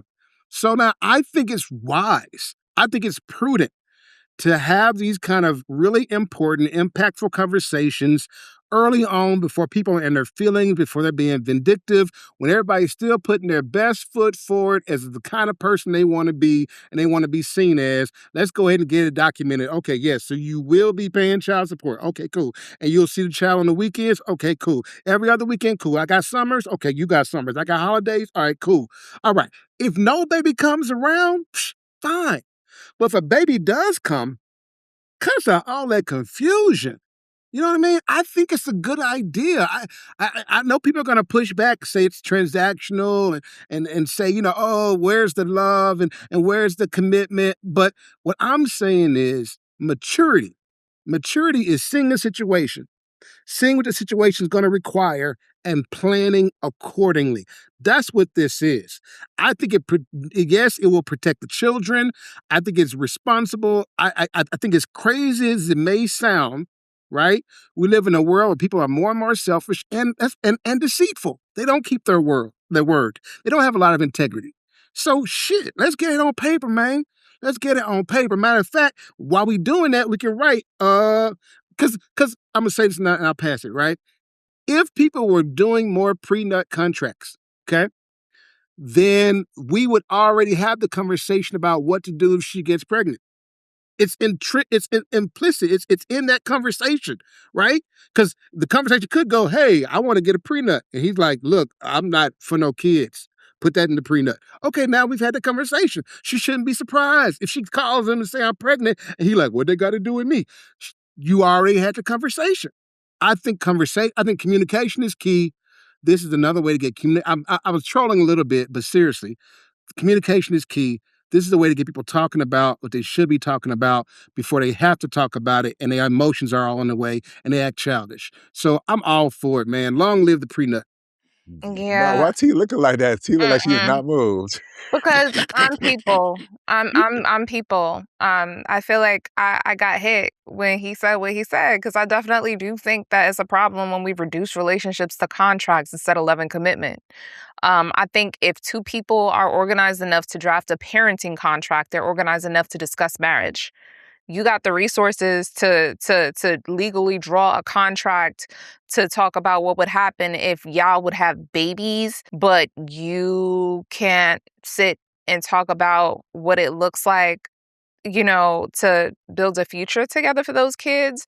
I'm not moved. I understand the intention behind it. I respect the need and desire for clarity and accountability before bringing the kid into the world. But I think it's necessary to like really consider what that says about what we're doing with our relationships. Like, yes, it is becoming a lot more freaking what's the word? Transactional? Transactional. Yeah. Yeah. Like it's definitely becoming more transactional, because why is a baby now becoming the result of a baby? How's it now that a baby is the result of a legal agreement or a legal arrangement?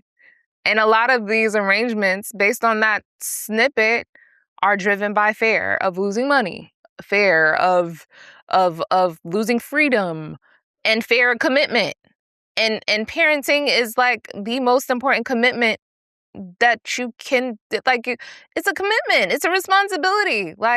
And abundance never comes from fear. Like, people sitting here trying to make it seem like this is admirable because he was honest. And let's be real, a lot of guys these days aren't that honest about where they stand, and that should be honorable. But just because I don't know, man. I just Too much freedom for him, huh? listen. No, I T, don't that's know. not fair. Because T, you said you appreciate honesty. A lot of women will say that he is being upfront and honest, so we can't be like, oh, because he's being honest, because we recognize that a lot of dudes aren't, and some women will go for it. So at least he is saying, hey, this is my situation. So that's separate though from the idea of the baby nap. So you're feeling your thing is you think that if you're going to do all that, you might as well go all the way with it. Because I want to make sure I understand Yeah, kind of that point. honesty doesn't make the agreement honorable. It just means the truth is visible. It just means that, okay, you were honest. But the deeper issue is that some people are looking for legacy without the responsibility of commitment. And that imbalance is always gonna affect the babies. Honesty about avoiding commitment isn't the same thing as integrity. Children deserve stability, not arrangements built on fear. That's what this is to me, in my opinion. Now listen, I got to be honest with you, right? Because when Jay spoke, I was like, yeah, I'm Team Jay. Jay was breaking it down. It logically made sense. And then when you spoke, I was like, damn, you know what I'm saying? Like, she made some really good points, you know what I'm saying? In terms of like the responsibility that parents should want to have, right? Or even how a child is conceived. We want that child to be conceived out of love, preferably maybe in a committed relationship. Like, these are all of the things that I think all of us here at the BLC want. And so, see, when you spoke to that, I said to myself, yeah, she is talking about the core fabric of who we are and what we believe in here at the BLC. But then I realized two words. The reality. The reality. Which was baby steps. The irony, right? This is why I say that, right? Because I feel like for me, a theme here is baby steps, because there are people having kids with no conversation, let alone any arrangement. Jay kind of hit it on the head, right? If nothing else, maybe people can have a conversation about what does parenting look like for you. right? If this situation were to happen, how would you want to deal with it? Even if the person does not ultimately show up that way, give them an opportunity to lie to you, right? Or at least figure out if there's some truth there, right? People are generally not having these conversations. This was born from a man who is filthy rich and living a different life. For him, I understand men who are wealthy who want to protect assets. We talked about it with We Dak, go right? So again. he's saying that, hey, you know what? Yes, I want to protect my assets, but I think it could be commendable for a man to say, you know what, I'm gonna put myself on papers. Right? This is coming from a man. This wasn't a woman who said, hey, we should do a baby. Now, this was a man saying that, hey, I know I don't want this thing, but I think I can do this thing, and I'm willing to make these commitments to you, T, to your word commitment. It may not show up in the nice package like a marriage, for example, but he is saying that, hey, at least if I'm going to get you pregnant, we're going to have a child, we're going to have some terms, I'm going to honor them. And that, to me, is where it is honorable to do what you say you're going to do. So we can't diminish that. And if people are out here being all willy-nilly with their sex or whatever, that's why I say baby steps, because if people are at least having that conversation, T, to your point, then maybe they're then having the other conversation. Well, if we're talking about parenting, how about, what do you think about like marriage? Right? I think people are just not having these conversations in any way, shape, or form before they fall into a commitment, which is a child. So I think it's a cute thing. And also, I'll say this last, and I'll pass it back to you. I also think it's kind of like a maybe a fun way to bring it up. Hey, you know what do you think about this little baby duff thing? You know what I'm saying? Like, I was watching Ferg on the show and stuff. Like what would that look like? Like, I mean, worst case scenario, what do I just think that people need to have more conversations to really discern better about who they're laying down with, right? And even better than that, if you're going to be slanging penis, shooting up the club, then I'd rather be responsible enough to say, hey, you know what, shorty, I'm going to be shooting your club up, but if I do, and this baby thing happened, I got about $500 a month on it, so I can show you my W-2s, you know what I mean? I'm going to be here all weekends, right? At least she'll know what type of baby daddy she going to get beforehand. So I have a That's all question I'm saying. before I say one more thing. Do you think that raising children without commitment don't you think that raising the babies without commitment is going to create the same exact instability that y'all are trying to make it seem like those contracts are going to prevent? Okay, I'll answer real quickly before I bounce past to the S&M. Again, I do agree the ideal situation for all of us, I said that before, we want people to raise with a loving home with both people, right? But on the opposite side of that, you got a bunch of kids who ain't getting none of that. And I just think that the commitment part, to your point, see, I agree with you, but commitment looks differently, and you got to take baby steps. People ain't even staying on lease.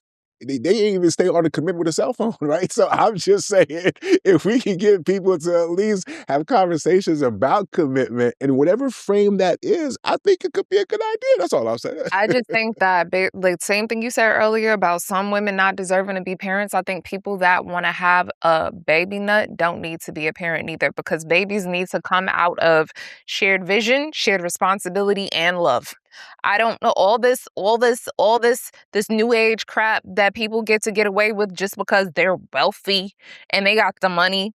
Like, you selfish motherfuckers. It's not about you. It's about the babies. And y'all, the legacy is about more than just your offspring. It's about what you're putting out into the world. And what you're putting out is fear. What you're putting out is lack of discipline. What you're putting out is lack of commitment. What you're putting out is self-centeredness.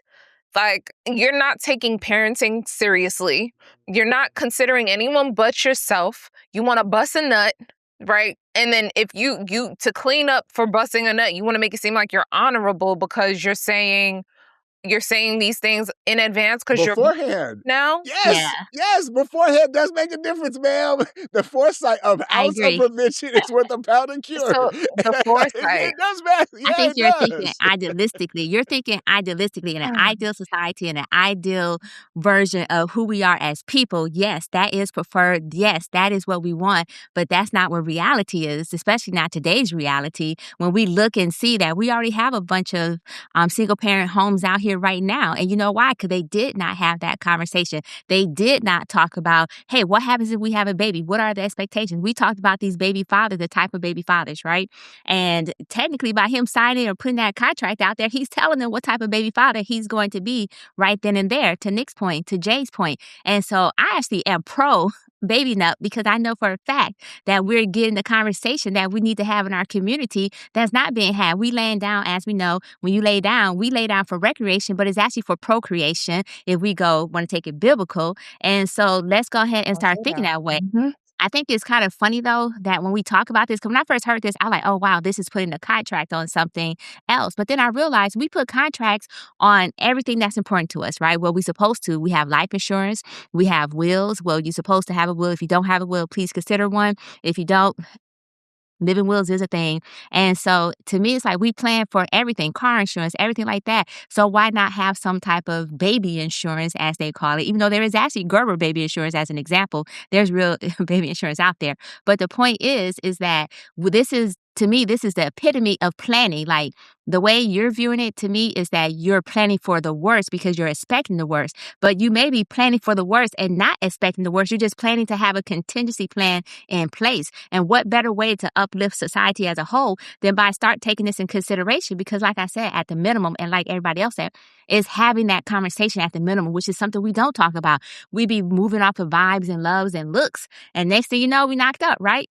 And we think love is going to be there. We think love is going to come, but that's not what's happening with the reality. That's why we have such high statistics pertaining to single parent households and so forth, because that love piece not there. That's why we have child support. And to be honest, having a kid, the courts are already involved. That's why you have child support. That's why you have guardianship. That's why we have family court, because the courts are already involved. So why have the court involved when you can have yourself involved, have this contract just between you and whoever you have this child with, and that's already in place. So if something happens, it's just like, well, let's go ahead and pull off the plan because the plan is already set. And I know that we talked about stability. I know we talked about commitment and so forth, but to be honest, even if you get marriage, that marriage may be high conflict, which means there's no stability within that marriage, which will then lead to a worst case scenario for that child anyways. Whereas once again, just like after the marriage end, you still have custody arrangements, you still have child support arrangements or whatever it may be, like the lady who walked away. So there's always going to be some type of contract in place regardless. So why not have the conversation before the baby's here? Again, admirable thought process around this baby nut cup.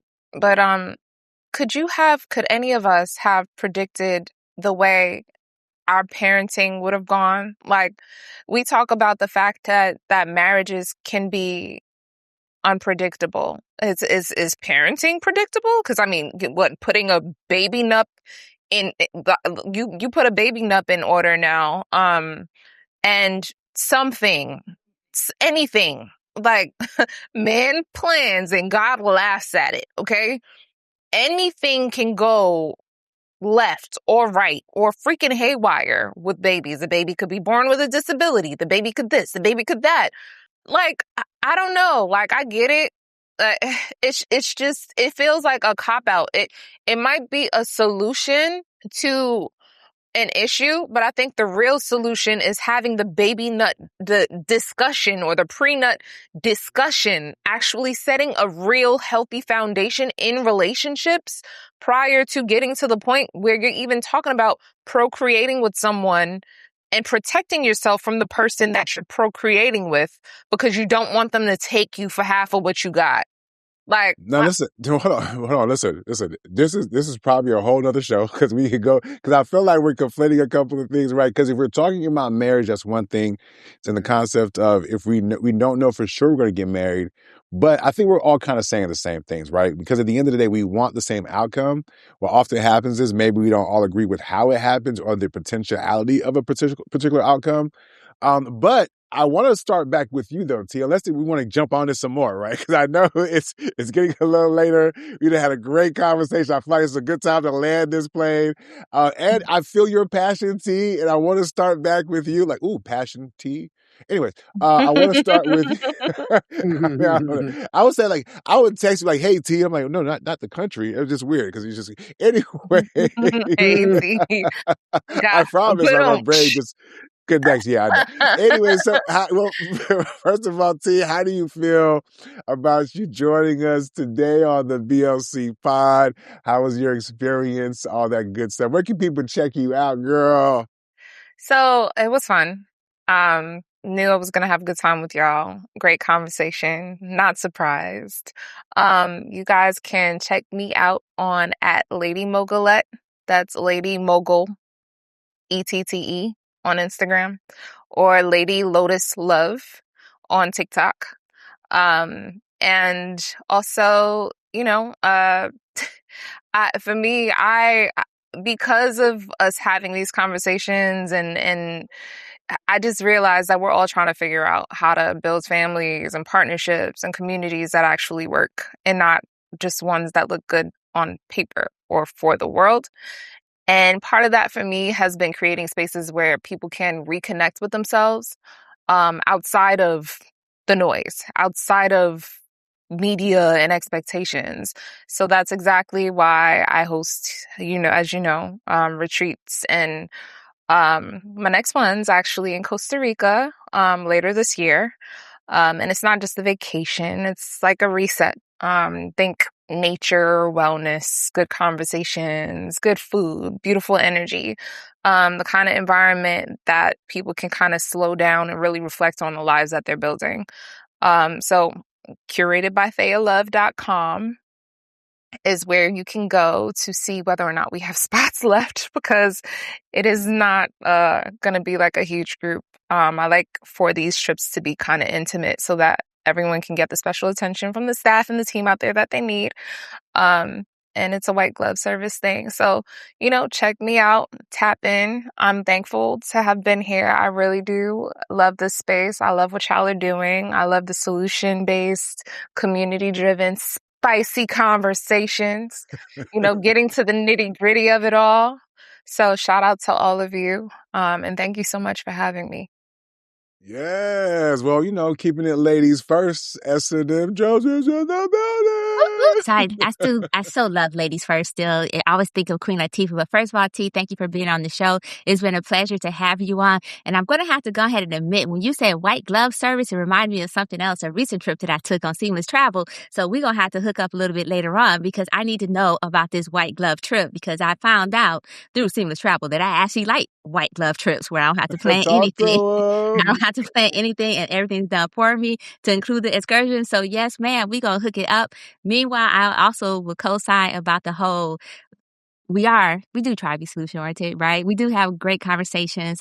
And I think that one of the things that I would like to point out, that although we do promote marriages, I think we could promote marriage and still protect the kids that are born inside and outside of it. I don't think those goals are mutually exclusive. As we saw throughout all this conversation that we had, the common thing was the children. How do we protect the kids? How do we make sure the kids are emotionally healthy? How do we make sure that, we don't blur the lines between when parental involvement become abusive and so forth? So I just love this conversation. I'm glad we had it. And I'm sorry Devin couldn't make it. But Devin, we miss you. Delvin. He's my tears. And so with that being said, it's been a pleasure having you on, T. Yes, Jay. Final thoughts.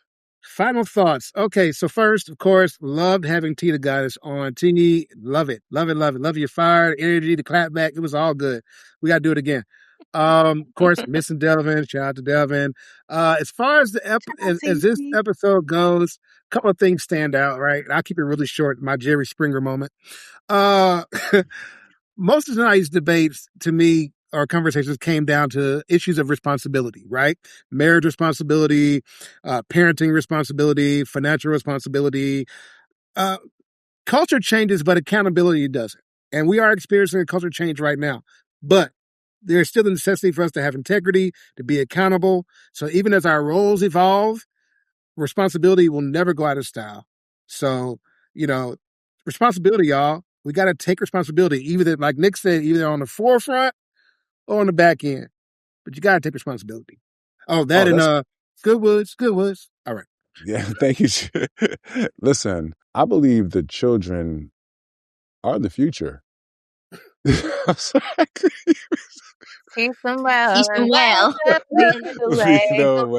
Show them all the they possess inside. Give them a sense of hope, y'all. Stop being selfish. Sorry, I'm done. Make it easier. I dead ass was going to try to really just deliver it with the Jason Bateman, right? But no, I would say this, y'all. Honestly, And this includes the kids too. And I agree with you, Tia. I mean, I was about to say Tia, sorry, T.